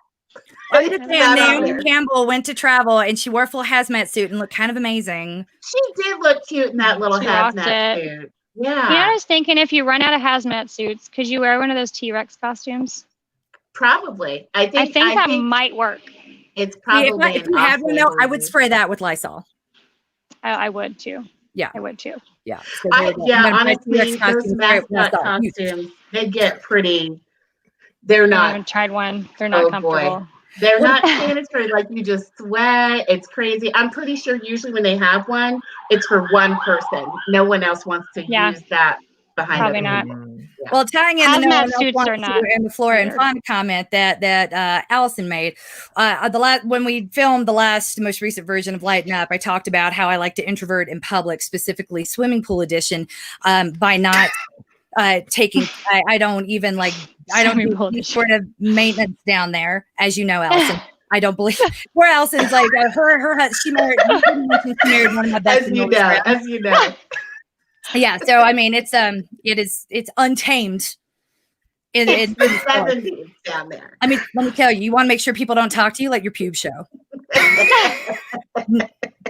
Like, they will leave you alone. It's great. It's great voice. And one of the reasons I was like, things I don't need to do anymore that I don't enjoy, it was that because the very first time people are like, you've got to wax. This is the most amazing thing. And blue wax, it's so soft. And I was like, oh my God.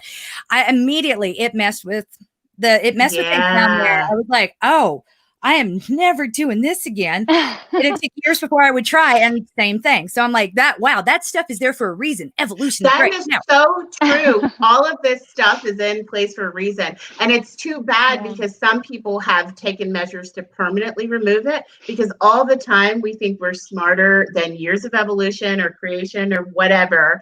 And you think that something doesn't serve a purpose, like pubic hair is protective. I mean, you can trim it.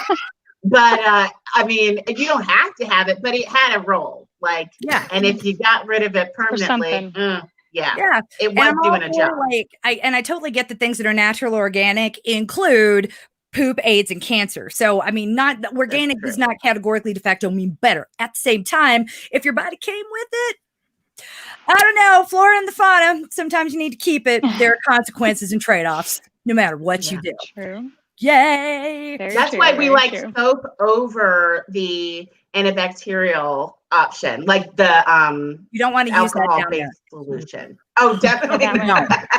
Yeah.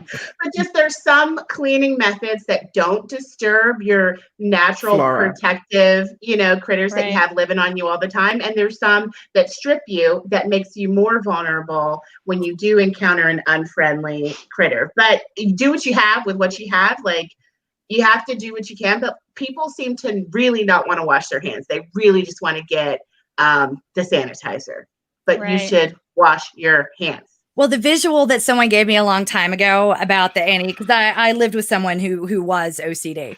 And the thing that changed her also, I never forgot. And it was, you can sterilize poop and it's still poop. I never forgot it. So if there's fecal matter on your hands, it's still sterile fecal matter. Wash your hands. And Anyway, so if you needed a visual to help like break you of that need for antibacterial hand gel, since we can't get it right now, there you go. Sterilized poop, and it can be right Susan there. wants to know. I have a question for Susan. She says an older lady in our town wore a Buzz Lightyear helmet to the grocery store. Was that protective? I have so many questions, Susan. Well, was that? that's awesome. I would do that too. I think it's, be creative, right? Be creative. I mean, I do have questions too. What does, is it, what can we get some details? Buzz Lightyear helmet. Yeah. Can we get some details about it? Yeah. I don't know, but yeah. She wants to know, can we spray our shoes with Lysol? Why not? Now, that actually sounds okay. Sure. Yeah. See? Yeah. There's a good use for all of your Lysol, MK. Bottom of your shoes is super important. And if you take public transportation, you're in a place you're doing that, you got to think about your clothes too. I'm sorry, but you do.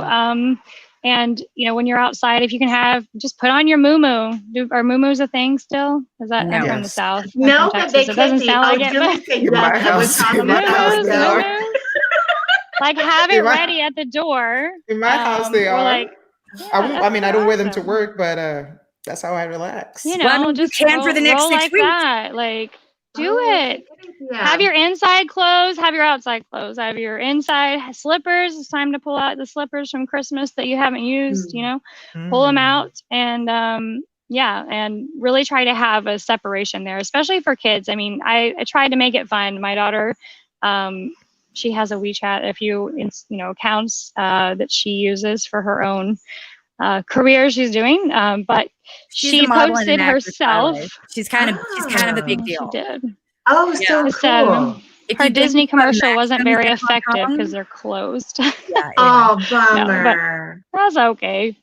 But she posted on her WeChat. She's 6 years old. She posted when we were still in Shenzhen that my mom has a plan for the virus, and these are the steps that we're doing. And so she filmed, she posted my video about the steps, and she said, "That's not me speaking if you don't know, because I'm only 6 years old and I don't talk like that."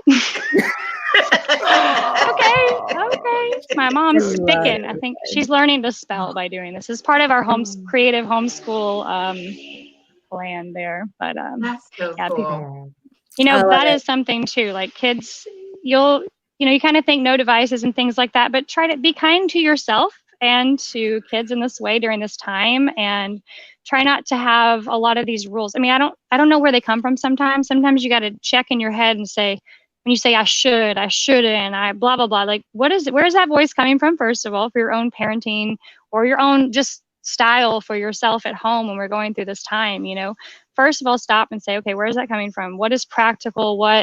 How can I be creative in this situation and still, get those things met? Like if your kid wants to get on YouTube, just be like, hey, you got to, if they're learning to spell and read like my 6-year-old is, I'm like, look, you want to watch Cookie Swirl See? Great. Well, you need to go ahead and put a comment on there, and you'll be surprised how fast they want to learn to spell, because they don't want to look like an idiot online, even, whenever they're young. So like, I do think, just, it doesn't have to be so traditional when you're doing the homeschool thing. I've been doing homeschool for about 6 months anyway, and I'm still super green at it, but in trying to figure out, what does it mean? But it was kind of convenient that we'd already moved to that structure ourselves. But what I am learning was becoming a celebrity, and so they could no longer, to meet the demands of her budding career, they could no longer attend regular school. I got to brag. She's doing great stuff. Thank you. Thanks. That's so awesome. She's a cool kid. She was the Maxim's girl. Maxim's is like Starbucks in China and Hong Kong. So any Maxim's you walked into, her picture was there. She was the Maxim's fairy. When I saw that campaign, I kind of lost my mind. Like, And she's the only one that's had a job since we've been here that's like straight up, she did, because I got a call saying, hey, my child is the only one that's employed.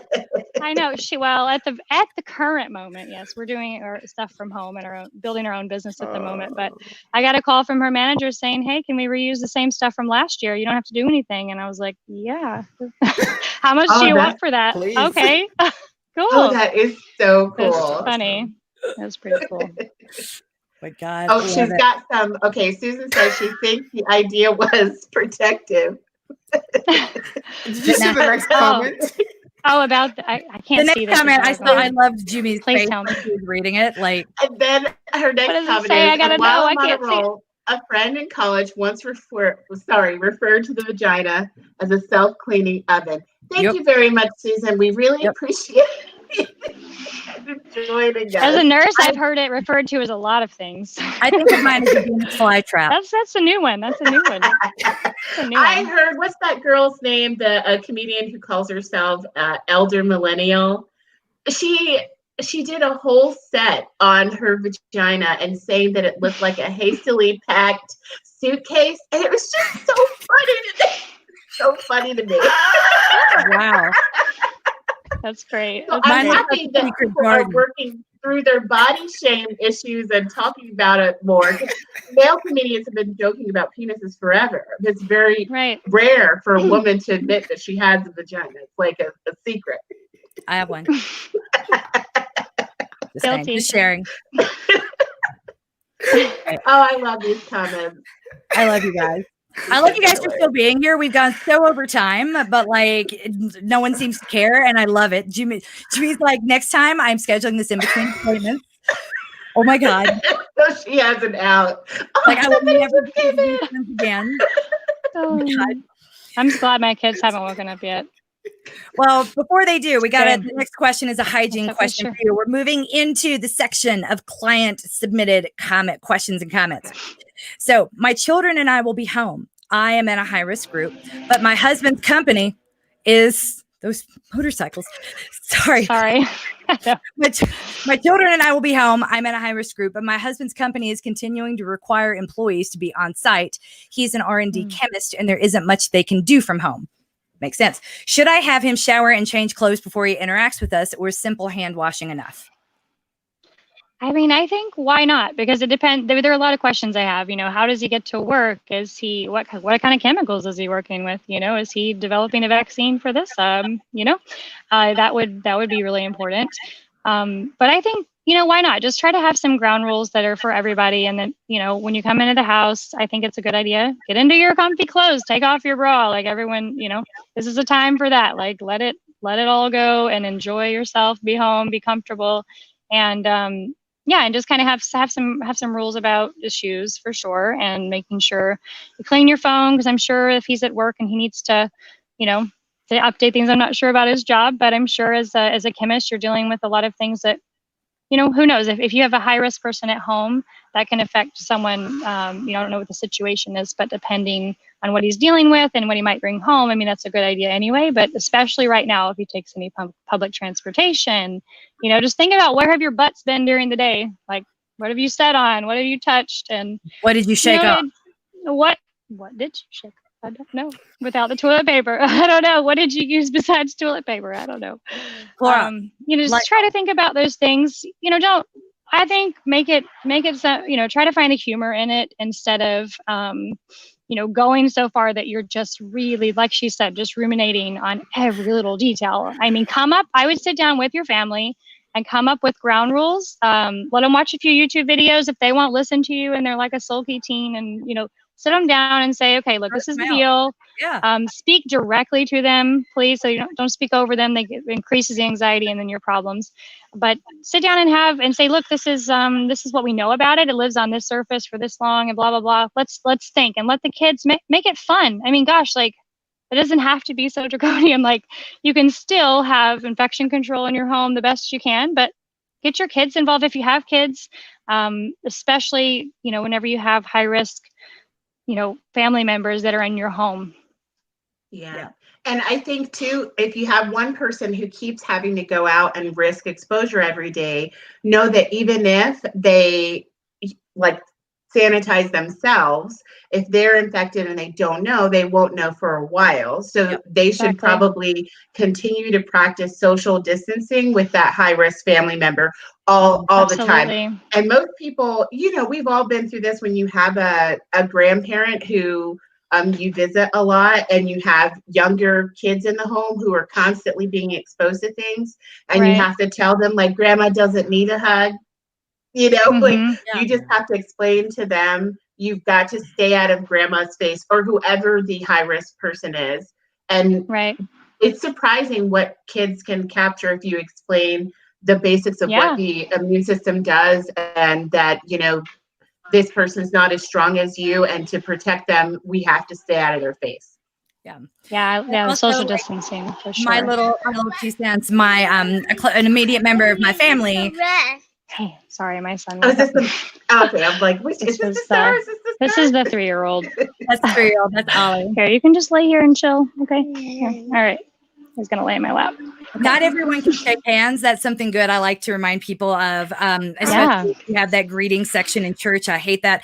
Immediate member of my family, dad had a heart. Had a heart transplant, and he was not allowed to shake hands anymore after that. So, not wanting to shake hands with people can be offensive and require, all of a sudden, you're going to get an explanation as to why he cannot shake hands with you. Yeah.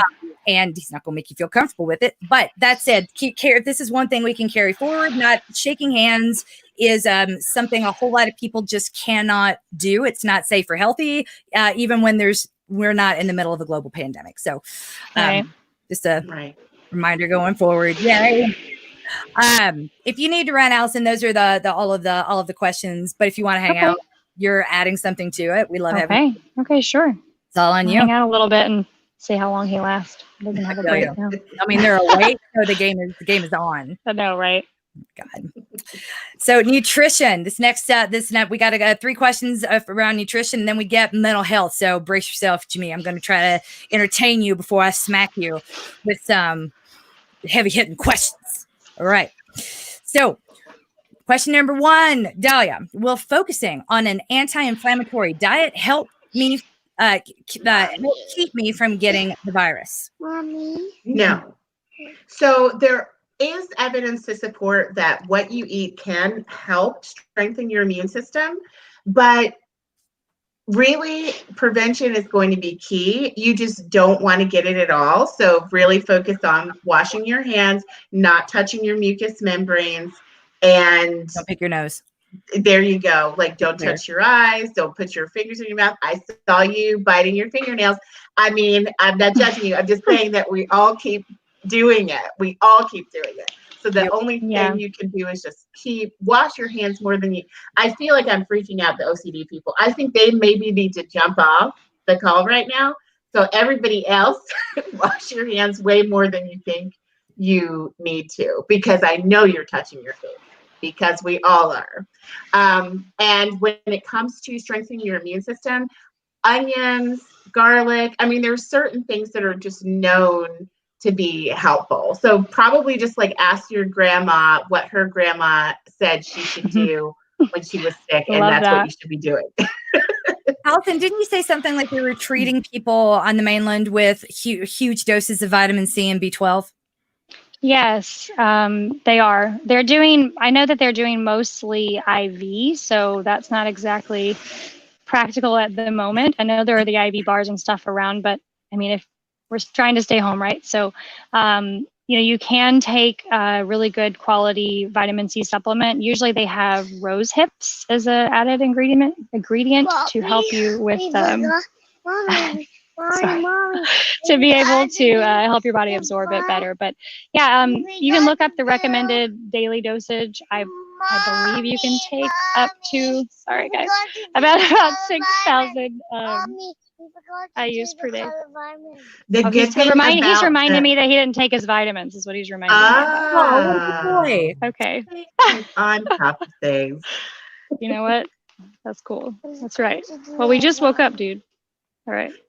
The good thing about vitamin C is if you take too much, you're just going to get diarrhea. Like, it's not going to kill you. And then you'll know that you took too much. It's not a fat soluble vitamin. So it's not going to hang around like a vitamin D, E, or K. Those you don't want to, or A also, you don't want to overdose on those. Those can have side effects. I got to ask, while I remember and think about Hong Kong stars and oleo, if you say vitamin C is going to give me diarrhea, is it going to be like oleo?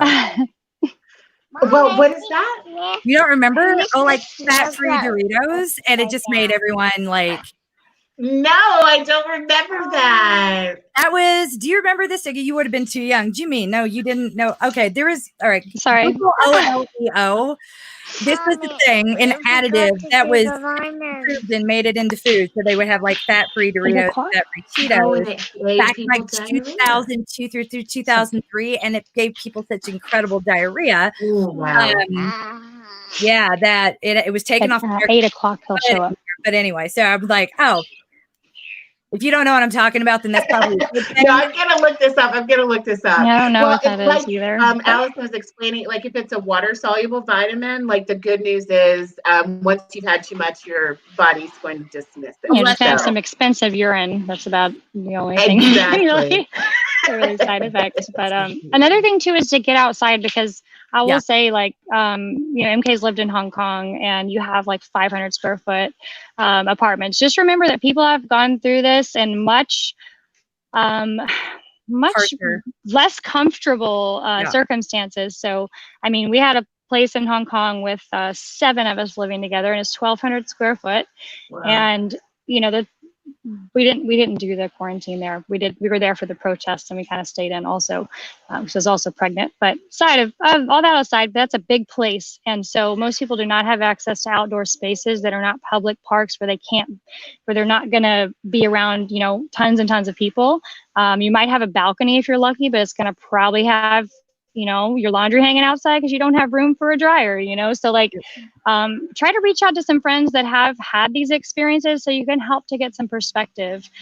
You have a backyard, it is like an oasis. I have a friend that has a village house and a yard in Hong Kong, and it's like, man, she's just like so lucky. People go to her house and you're like, wow, it's really like that though. So they do have public parks and things, but like I said, you're just exposed to so many people there. And so they did try to close a lot of that down to keep from these motorcycles. But do go outside, spend time outside in your yard. Please don't have, tons and tons of kids over to your house. Yeah. And remember that, you don't need to do a free for all necessarily and just take it, too far, but do utilize the outdoors. I mean, I'm glad we're here right now. I'm trying to just enjoy it as much as possible before we don't have a yard anymore. Yeah, fair enough. Oh, so next question. I work outside of the home and rarely cook lunch or anything more than quick breakfasts. My community schools are closed for the foreseeable future. What suggestions do you have for easy breakfasts and lunches to keep both kids and adults well fed and happy? So I would say stock up on the favorites that the family has. Like think about either 3 meals that you want to rotate or 3 things or so that you want to adapt, like with a simple base. If your favorite starch as a family is rice, like think about quick stir fries you could do. Sorry guys, I'm gonna say bye. Bye. Bye, Ollie. I'm gonna go see what that's all about. Fair enough. Thank you guys so much. Thanks for coming on. Bye. Be safe. Sure, guys. All right. Have a good night. You too. It's so good to have like somebody who's deeper in, give us some perspective, and then a nurse. So jackpot.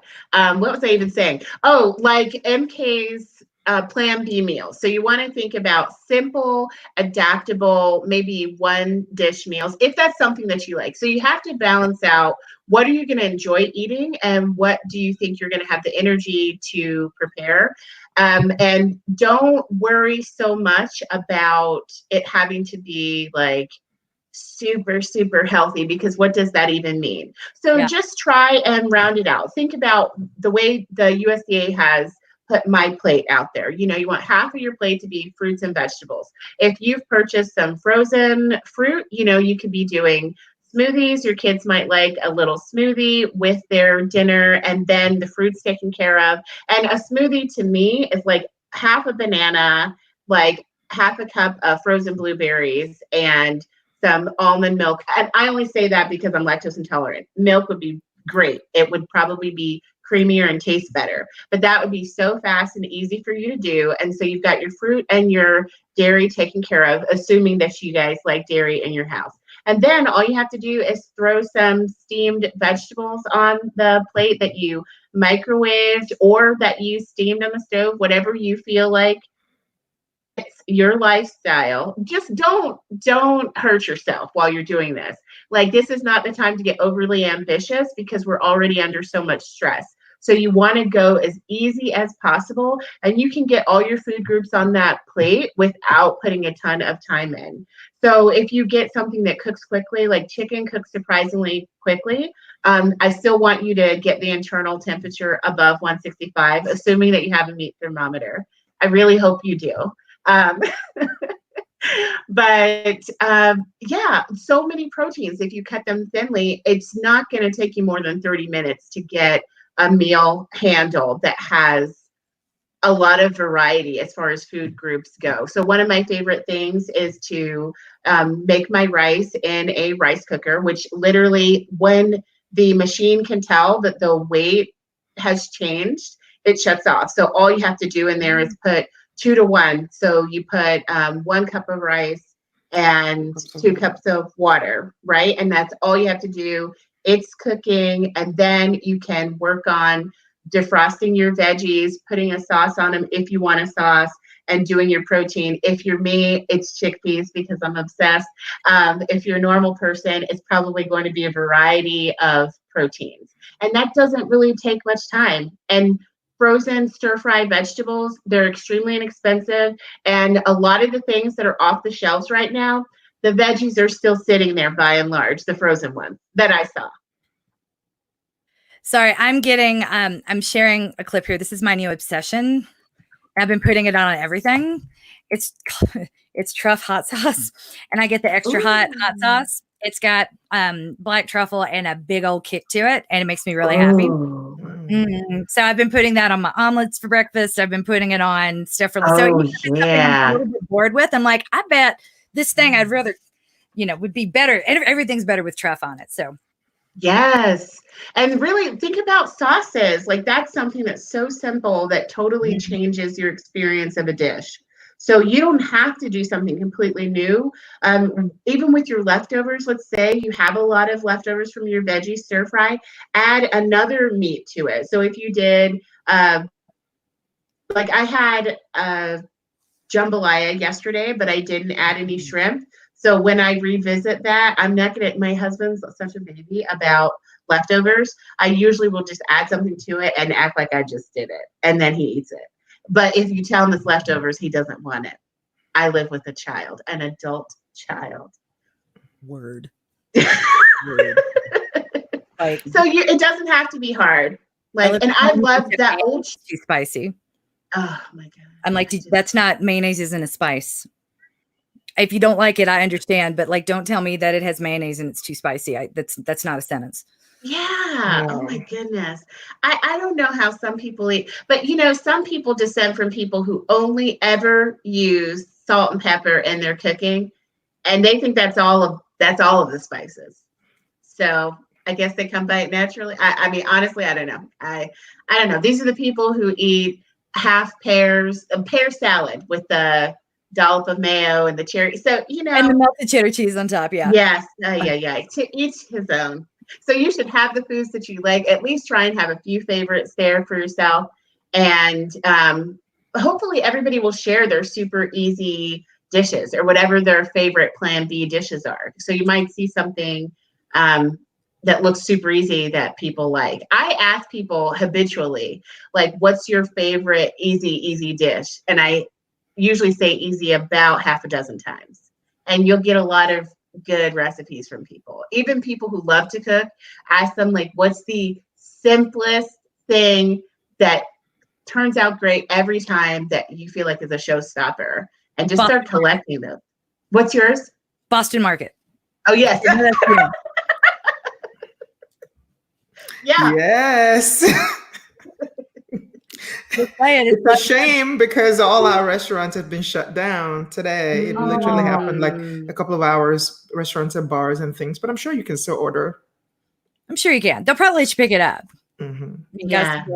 Yeah. Well, I'm surprised. I ordered a couple of things from Walmart yesterday because I made the mistake of physically going to Walmart, and I won't be doing that again. I've got my 14 days worth of food as instructed because my husband is going to be off. Why did you go to Walmart? Ay, ay, ay. You know, I'm in the country and I was going from, I told you I had these stress-induced nosebleeds. So I'm not judging people when I say we got to bring the stress down a notch. Yes. So I Feel had you. my deviated septum corrected. So it was partially that. But I really feel like when I sprung a leak, it was just like nosebleed after nosebleed. It was my body wanting to get out of that staff meeting, number one.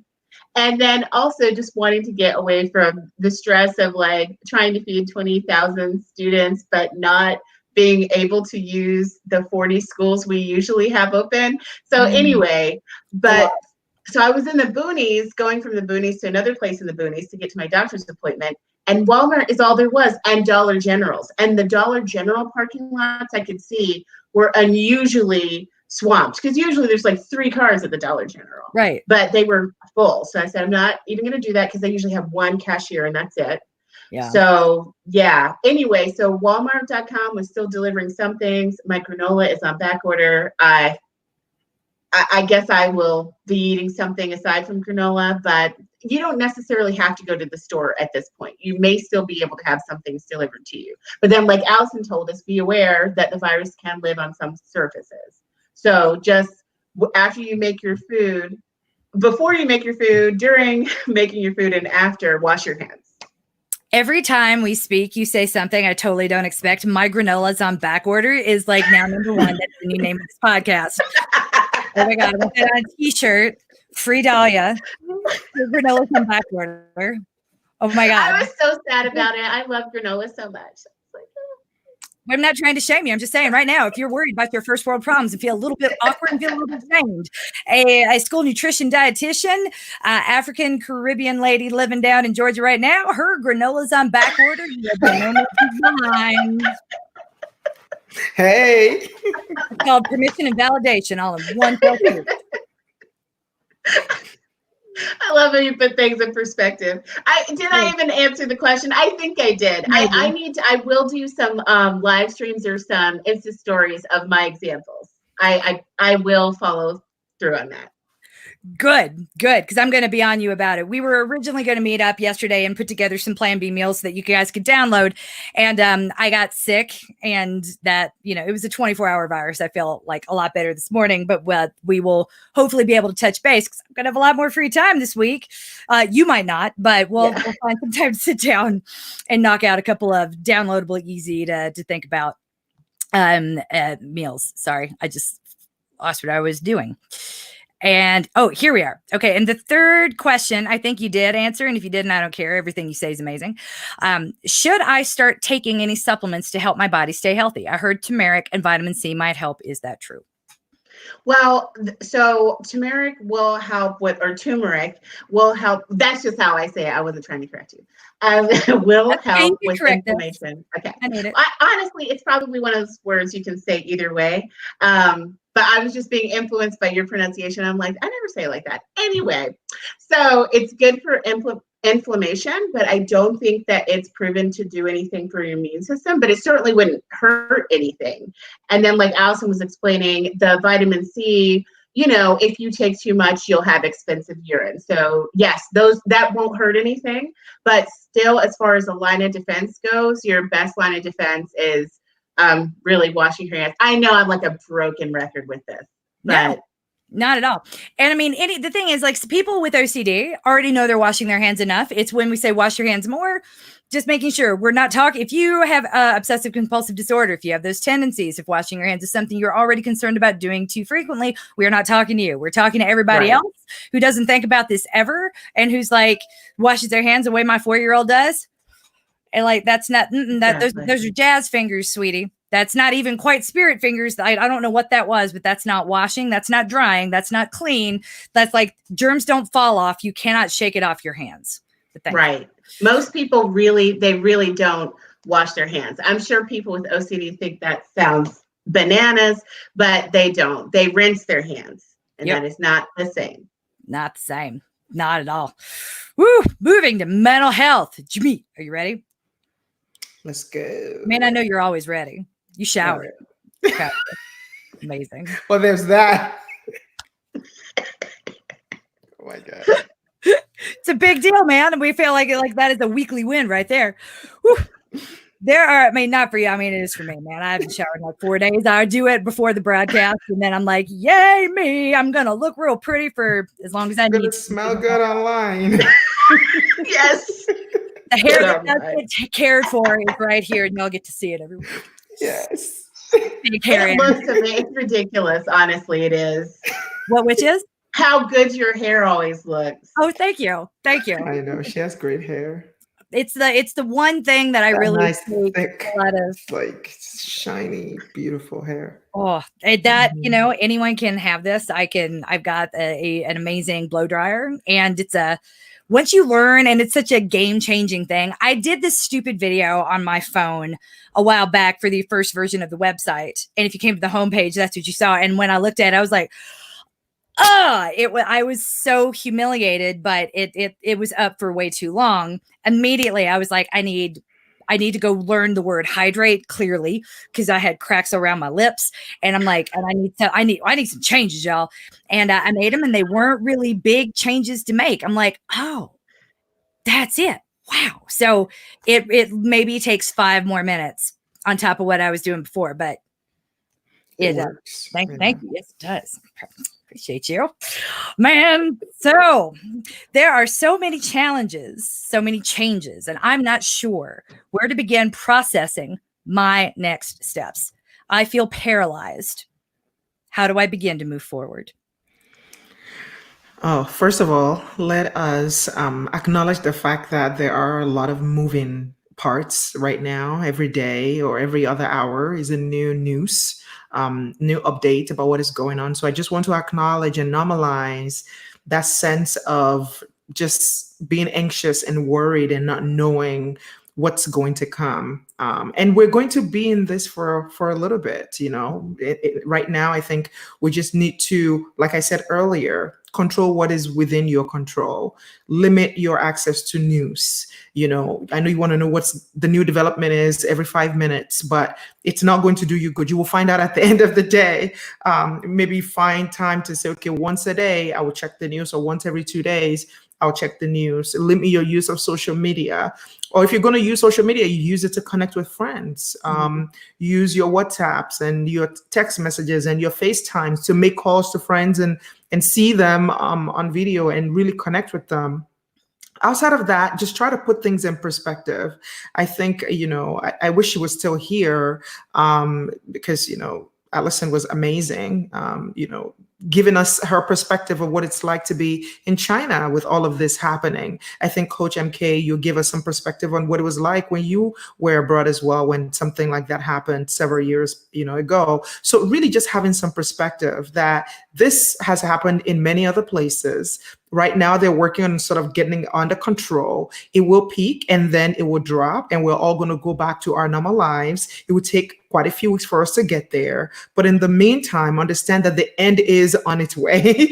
And it may not feel like that with just the onslaught of information and news and things that you're reading everywhere. So there is no way to say to you, don't worry, because worrying is really human. Clear, what Jummy means is like the end of this crisis is on the way, not the end times. No. We're no. That's a different apocalypse. No, that's another freak out moment. No, just the end of this crisis will come. And I think the purpose of, you know, the president talking about, you know, saying, you know, this is a national emergency so that all of these resources can go to different states, right? So that we can make decisions that will flatten the curve, right? So that, you know, that social distancing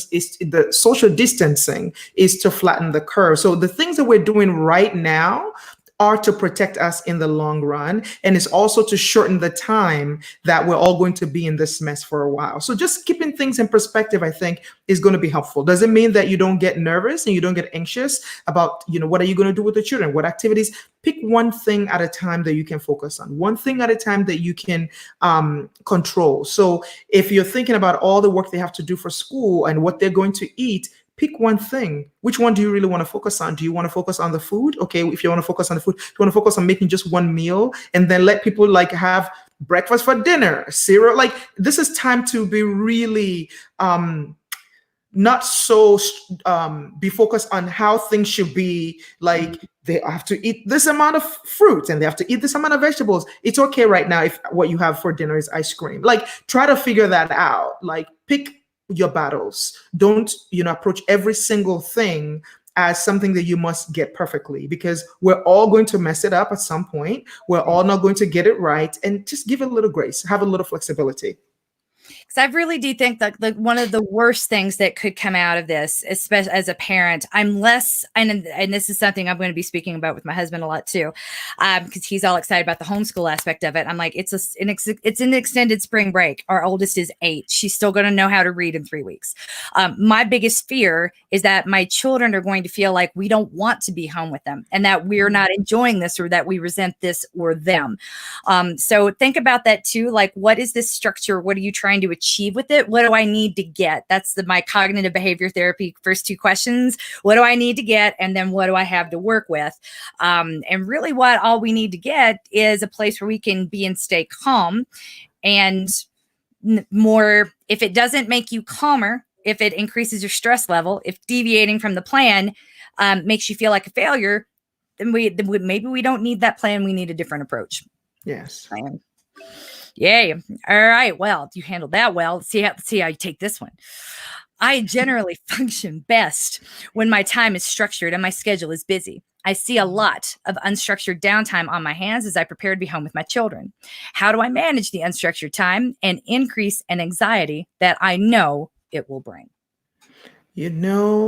I said earlier, sometimes the universe has interesting ways of making us learn certain lessons. This is the time. I'm a big fan of structure. I'm going to build some kind of structure into my children's week. I'm not going to go overboard. They're not going to feel like they're in school. I'm not going to do any of that. But I'm going to make sure they get some work done. I'm going to make sure like they have fun. I'm going to make sure we eat popcorn and watch some movies. So yes, have some structure, but this is also time, because of the unpredictability, because of the fact that things are constantly shifting and moving. You need more flexibility in this moment than you do rigidity. And so there's a difference between having structure and being rigid, right? So you can have structure, but also be able to move things around if possible. So this is a time maybe for you to practice just letting things flow a little bit, relaxing. Structure takes time. Structure takes time to put together. And so maybe this is an opportunity for you to give yourself a gift of time for your brain to relax. I don't know if the person that is asking the question is a man or a woman. And I don't know if the person that is asking is the one that carries a lot of the mental and emotional load of their family in their minds. But if you are, and you are very much a structured person, that also means that mentally your brain bandwidth is always spent. And so you can also use this opportunity really to reduce that brain load that you have, right? And give yourself a break and feel in your body what that feels like to not always be on. Because it will probably also help your anxiety. Your anxiety is going to go up a little bit, but then it's going to come down. Sometimes we need to expose ourselves to different situations. And I try to help my client sort of, when we're doing some mindfulness work, getting a feeling of what it feels like to be stressed in your body and what it feels like to not feel so much stress. What does ease feel like? When you're breathing, where do you feel it? Scan your body from head to toe. Where are you noticing the stress? Can you breathe into the stress? This is the opportunity for you to have to really practice some mindfulness. When your mind wants to run amok, which it will try to do because you're human and it's trying to protect you, just remind yourself in this moment, what is going on here? What is true? What is real? The only thing that is real right now is your breath. That's the only thing you probably have access to because of what your prefrontal cortex is doing. So take the opportunity to just breathe. When you're feeling stressed and overwhelmed, just remind yourself to breathe. I have my iPhone and I love my iWatch. I love that it several times a day would remind me to breathe, which is crazy because there are times I look at them like, I don't have time to breathe right now. I got to dismiss this. And it's like, Yes. So it's just that reminder to breathe is amazing. Because when I do it, I can literally see my heart rate go down. It really does have a physiological and mental and physiological impact on your body, and also is good for your mental health. So that's what I would say around that. Be structured, but don't be rigid. Yeah. Love it. And everybody, another thing when you're trying to work like your 2-week thing out, make sure you get all your prescriptions. Yes. So I had started to back off of with my physician's guidance. I'm not one of those crazies people, I take that back, who don't take their medication, who take themselves off of their medication, but we were working on lowering my anti-anxiety medication. And once all this happened, we were like, you know what? This is not the time. This is not the time. I upped mine last week, and we don't expect me to be on Lexapro for long. She's been like, I think this is going to be a short time, and long term versus short term when it comes to these drugs is 6 months. She's like, I don't think this is going to be a 6 month thing, but we after a conversation last week, we decided to up it for the foreseeable future for the next 2 to 3 months. So why not? I'm like, it can't hurt. That it's and I gotta say, this is one of the things I love about it so much. You don't feel free to speak to yours, but you don't feel pressured to, Dalia. I started taking Lexapro. I was originally, when I was diagnosed with ADHD when I was 12. That was almost 30 years ago, y'all.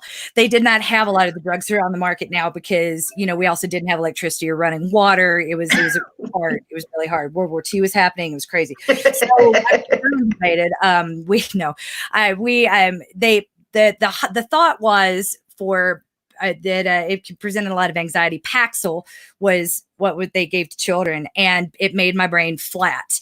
I know it worked for Brooke Shields. Down Came the Rain. She's talked about that in her book. Paxil I did not like it. I would not take it regularly. It was sort of like I couldn't feel anything, and I couldn't stand it. Now, if you have when Lexapro was suggested to me, I was like, I need to understand that this is not going to be like my last experience. It's a different class of drug. It does things completely differently, and the way I've described it, and I don't know if this will make any sense, where Paxil, I could feel it impacting my brain. With Lexapro, it feels like a support in my chest. So if I think about anxiety being like a pool that I could jump into, it's kind of swirling down there. I'm aware of it, but I'm above it, and there is a big it's like standing on a dock looking at it. It can't. Yes. And there's a floor through which I cannot fall, which is why I literally feel supported. The anxiety's still there, but it's separate from my emotions and my ability to react. And upping it has just made that floor a little bit firmer, if that makes any sense. It really does feel like a hug as opposed to a flat line. So and it's tricky because people have such different responses. So I'm on Lexapro too, and before, physicians in the past they just kept insisting that I was depressed, and I'm like, I don't feel any better on these antidepressants, and it was always anxiety. I don't know why they kept hearing depression, because that's never what it was. And I've responded so well to Lexapro, but I will also say that now that I'm on that, I can finally start looking at meditation and other things that help bring down my anxiety. But it was like I was so messed up with the anxiety, I could not be mindful. That was so far away from what I was capable of. And I'm hoping, and what my physician and I were hoping, was that we were going to start using some of these other tools more, because I'm in a place where I feel like I'm finally able to access them. But then this happened, and we were like, we're going to put a pin in that later.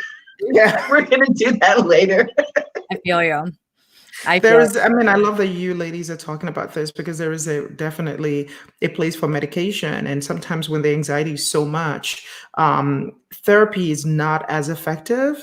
And so really getting the medication in and helping physiologically to bring the clients down allows their brain to be able to do all that work. So I really commend you for talking about that. And if you are thinking about it, if you notice that the anxiety is so much and is impacting your life and is really impeding your functionality, you can reach out to your doctor. There's a lot of teletherapy going on right now that you don't have to go inside the office, and they'll probably see you. So you maybe want to reach out to your doctor and say, hey, is there a way for me to be seen online? They can get all that stuff, send it to your pharmacy, and then you can go get it, or you can do the mail-in order. So those are things that you should think about. All right, and next question. Lexapro is I think of it as in the light category of SSRIs, meaning your general practitioner can prescribe it, and they can prescribe a couple months in advance. Like you don't have to see. I take Adderall, which is another psychiatric medication, and for that one, I'm required to see somebody, and they cannot order in advance, which makes extended travel really tricky. But all that aside, it is what it is. But this is one that if I did not realize how out of control my anxiety was, and the way anxiety kind of works. I was depressed for a really long time, and the way, like, it was just a really rough 2 years. Like, that was real. It wasn't like when we talk about depression, we tend to talk about it devoid of the reality of what's going on. My body wasn't functioning. I had a lot of stress with my children. I had it was a stressful time and a stressful situation. And so I never thought of it as the depression as a separate thing. The anxiety that induced is I tried to get back to a normal place of functioning in my body once more, to be the person that my family needs me to be, never mind everybody else. But that was it. It had really started to take a toll on me. So I wasn't depressed. Things were going quite well, but I still felt very responsible. I would have described it because I'm pragmatic. There's a problem, I solve it, but I was taking on a lot of problems and responsibilities that weren't necessarily mine, because that's what I do. I see myself as a leader, and it's neither here nor there. But to your point, Jimmy, when you said, if you feel, you might not know, I didn't know how that my anxiety was too high, or that this sense of responsibility that I felt was outside of my normal range, because until my therapist was like, this isn't your problem. You feel really tied to these issues. Can we talk about medication? And I was just like, that felt like a boom moment. Like, how did we get here? And she's like, well, you've been, and it was a very pragmatic conversation. So we've already gone on for again, way longer now. We're into the unknown in the ether. But we do this. But it's not a bad thing. I love it. Like, are still our top podcast downloaded ever is Romuald. That was 2.5, 3 hours. Well, if people like 2+ hours, they're in for a treat. This is their lucky day. And you know how much of that they engaged with? 92%. Whoa. The numbers are unreal from Apple Podcasts. It's like people kept coming back and picking up where they left off. They listened to that thing almost all the way to the finish. Was that not just us going back and listening to it again? No. This was 650 unique individuals, and there are a couple of people who have listened to it more than once. Wow. Oh, that's really cool. Awesome. Yeah, I thought so. Because this is the small podcast. The big one is Morning Mantra. That's got much wider reach for reasons I still don't totally understand. But so Lexapro is great. Drugs are awesome I mean, don't snort it if you let's be practical about it. But like you said, this is one of those that it's not like under lock and key, because people don't take it for fun. If you need it, it will be effective. If you don't, who cares about Lexapro? Now, Adderall, people do take it for fun, and that's why it's under lock and key. Don't get me started on those people. It was a wonder drug. It changed my life. I've got a whole series on YouTube. I've spoken at length about how to adult with ADHD and what the world expects of you and what non-neuronormative and highly functioning can look like. Adderall helps keep me there. And I don't understand why people take it for fun. I never will. But anyway, it's not the magic skinny pill. I have not lost any weight on it. But there you go. So that is the rest of the questions from here are fitness type of stuff that do intersect a little bit with some nutrition and some. So if you ladies want to stay, feel free. But if you want to run away, it's an opportunity to do that.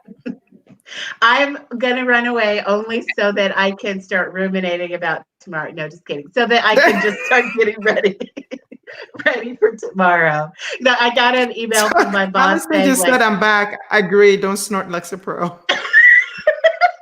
You know what? Some people I knew tried to snort my Paxil. And a long time ago, some people tried to party with my Paxil. Oh my goodness! It did not go well. Yeah. Was this? Tell me, these people were teenagers, not grown-ups. Yeah, they were teenagers. Okay, well, that's normal.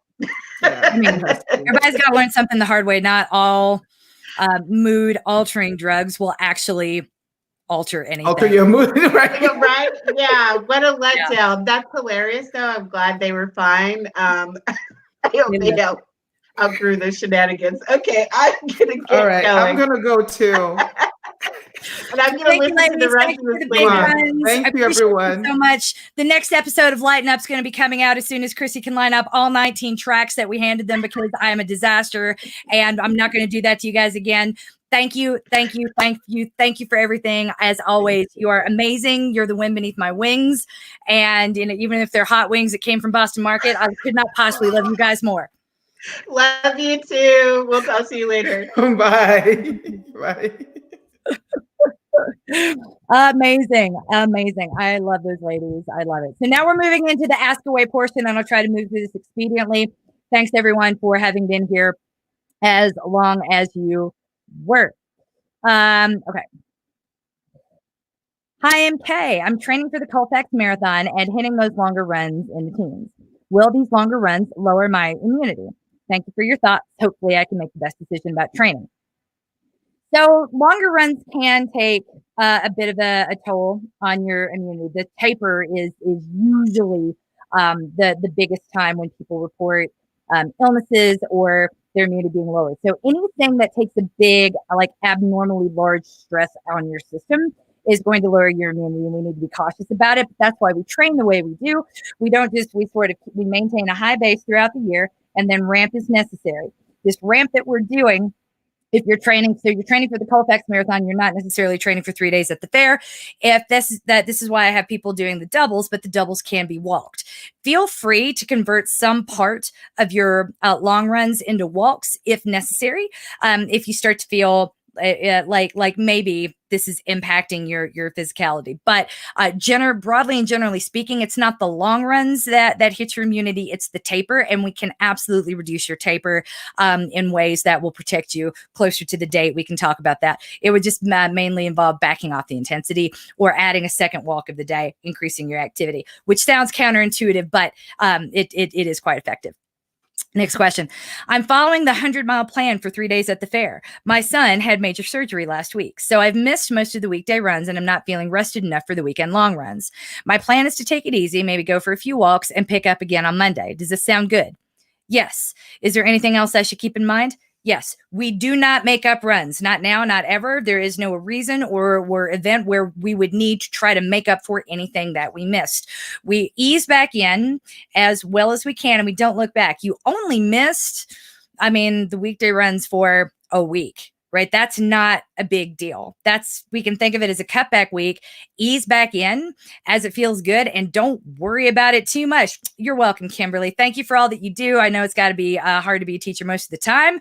How exciting for you, though. Parents are about to learn the importance of recess and planning periods and appreciating teachers on a whole new level up soon. I already appreciated you. Don't ever forget it. Squee. So yes, with that, back to what I was saying. When you've only missed a week, ease back in and don't worry about it. You're not as behind as you think you are. You're probably worried about this more than I would be if you just tried to do the plan as written starting Monday. I would have no trouble with that, but really do listen to your body. If you're going to feel really good for the first day or two because you're going to be super rested.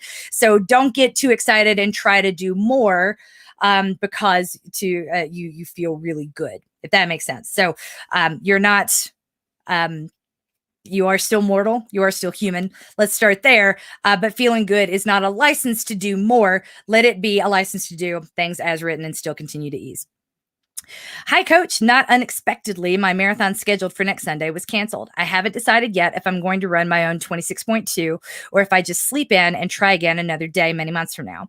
If I do it, what are your race strategy recommendations? I know you suggest for a half, but not a full. My only goal truly is to finish. Thanks for your thoughts and for coaching and loving us all through the latest craziness that has become life. Alicia, I'd like to thank you for everything that you do at the Centers for Disease Control. I can only imagine what your day-to-day is turning into right now at work. But I know that I am proud to know you, to coach and love you, and to support you during this period of effectively chaos. Now, your marathon schedule was canceled. Here's the thing. Think about, back to my usual base questions. What do I need to get? And what do I have to work with? I say just go.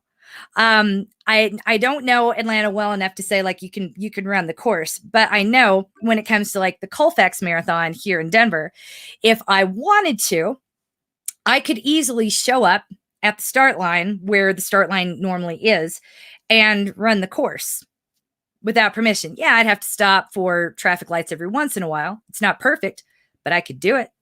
I could also run loops of Wash Park or City Park, or even loops around both parks to get a marathon out of it. So there's a part of me, look, I get that people get all wound up about official finishes, but why? If you know you did it and your Garmin proves that you did, there's a big piece of me that's kind of like, who cares? Why not run this on your own? My fastest achieved time, and I don't talk about it for this reason because I don't want I like when I get weirded out when people start talking about their PRs. Well, coaches specifically trying to sell you on like how fast they are. But my fastest time did not happen on an officially sanctioned course. We ran a from the start line to the finish line on a very well-known trail that on a day that it wasn't scheduled to be used. And we, it was a really fantastic day. It was an epic day. It was a day I will never, ever, ever forget as long as I live. And I don't really care that I didn't have a Garmin then and or a picture of me on the course or proof that it happened. I know that it happened. And I'm not gonna, and the reason I don't talk about it is because I don't want to have to, the suit as I do, I'm going to have to deal with a butthead that's like, well, you can't prove that it happened. And I'm like, I also can't prove, there are so many things I can't prove because, photographic evidence didn't exist back then in the same way it does now. There's always going to be that one person that wants to take it from me. So I make it a point not to talk about it because I know what it is and I don't want anyone to sort of sully that memory for me with their nonsense. So I tell you that to tell you this, you could go have an epic day that sits right here in your heart that no one can take away from you and means that much more because you just did it. No one can believe it. I mentioned this on a podcast once, and the person that I was talking to was just like, you just ran a marathon? I'm like, yeah, more than once. There are 4 times I can think of offhand where I was trained for a marathon and then for one reason or another couldn't make the race or didn't feel like showing up to the race because I wasn't where I wanted to be. So I just ran it on my own, ran the distance on my own in my own way, got what I needed out of it and kept going. And I know that's really hard for people to believe because that's not what people do. That's not why people race. But this is a time I would think about like, what do you need to get out of it? Training is never wasted, but a lot of efforts on race day, in my opinion, are, and they don't get a lot of people closer to where they want to be and what they need to get. And they certainly don't make anyone feel good. You live in Atlanta. Atlanta's hot. Atlanta's humid. We could start much earlier than your race would have.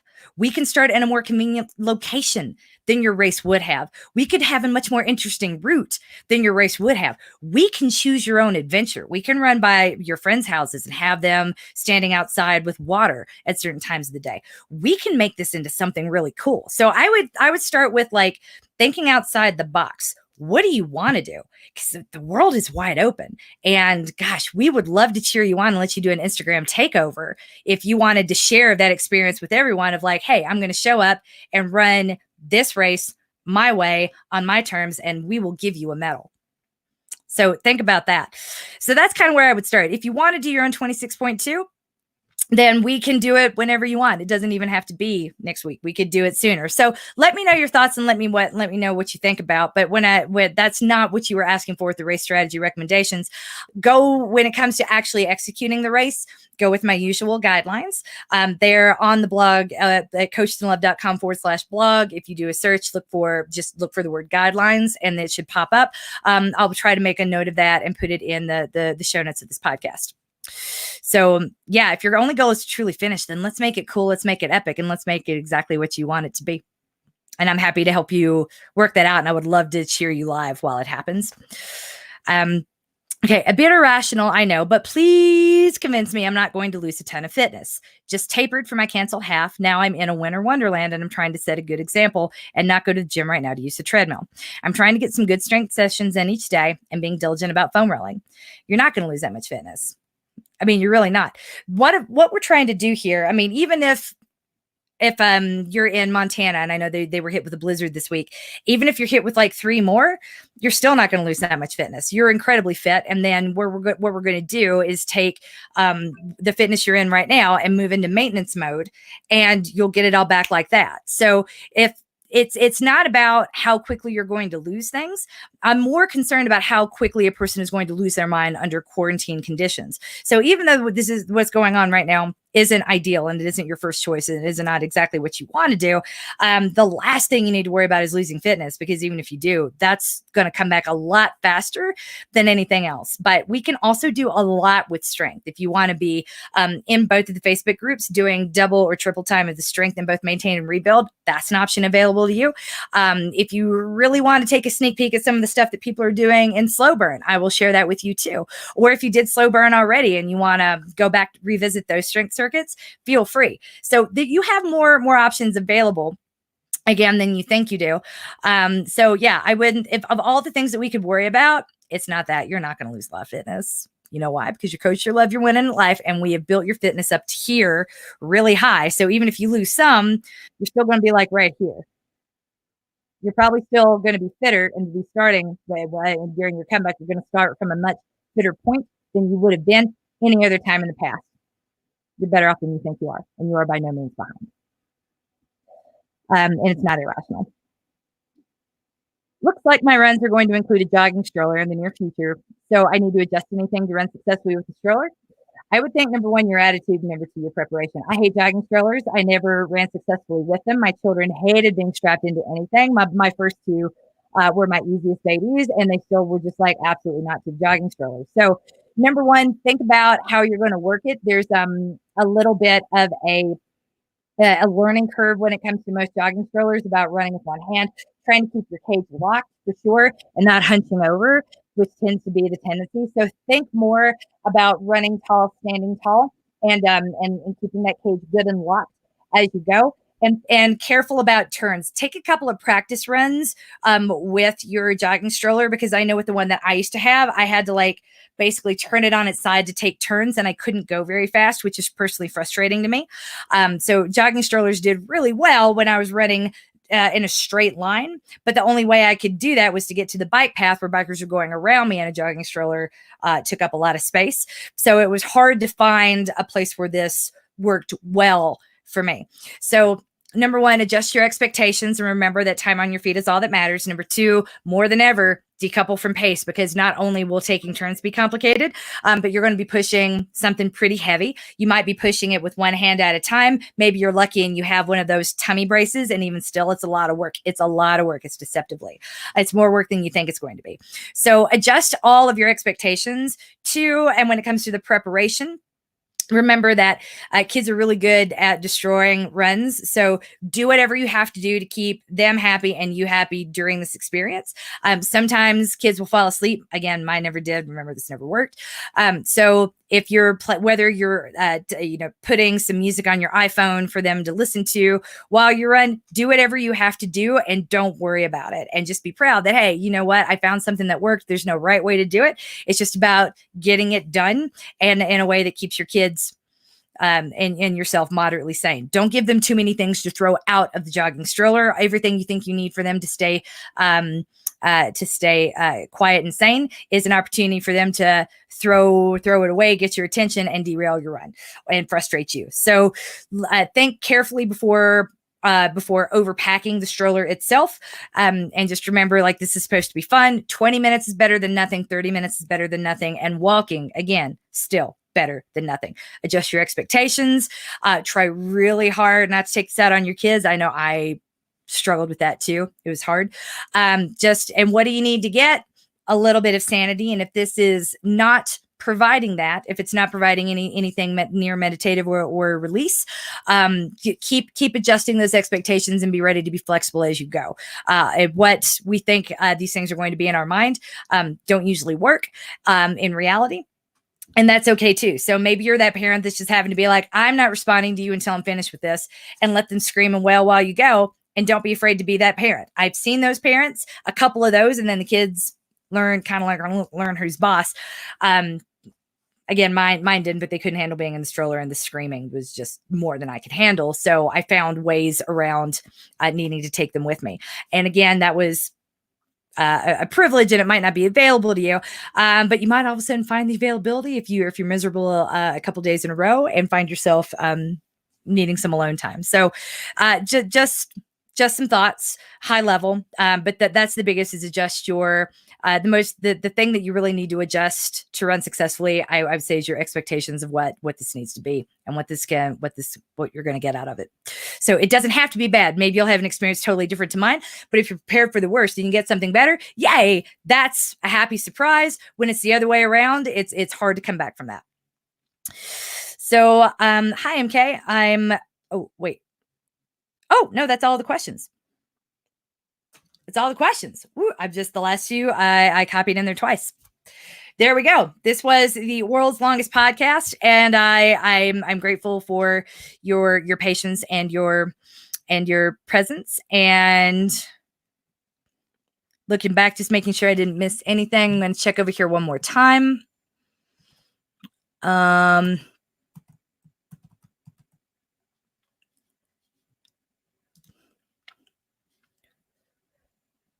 Yeah, no, that's it. We're good. You're coached. You are loved. You are winning at life. Thank you for joining us this week for this mashup of Ask Away and Lighten Up.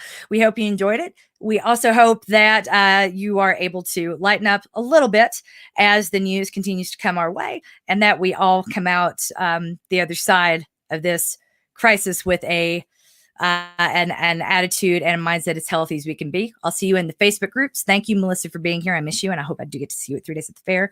I love you, Melissa. I love all of you. Thank you, Allison. Thank you to the big guns. I'll see you ladies all this week.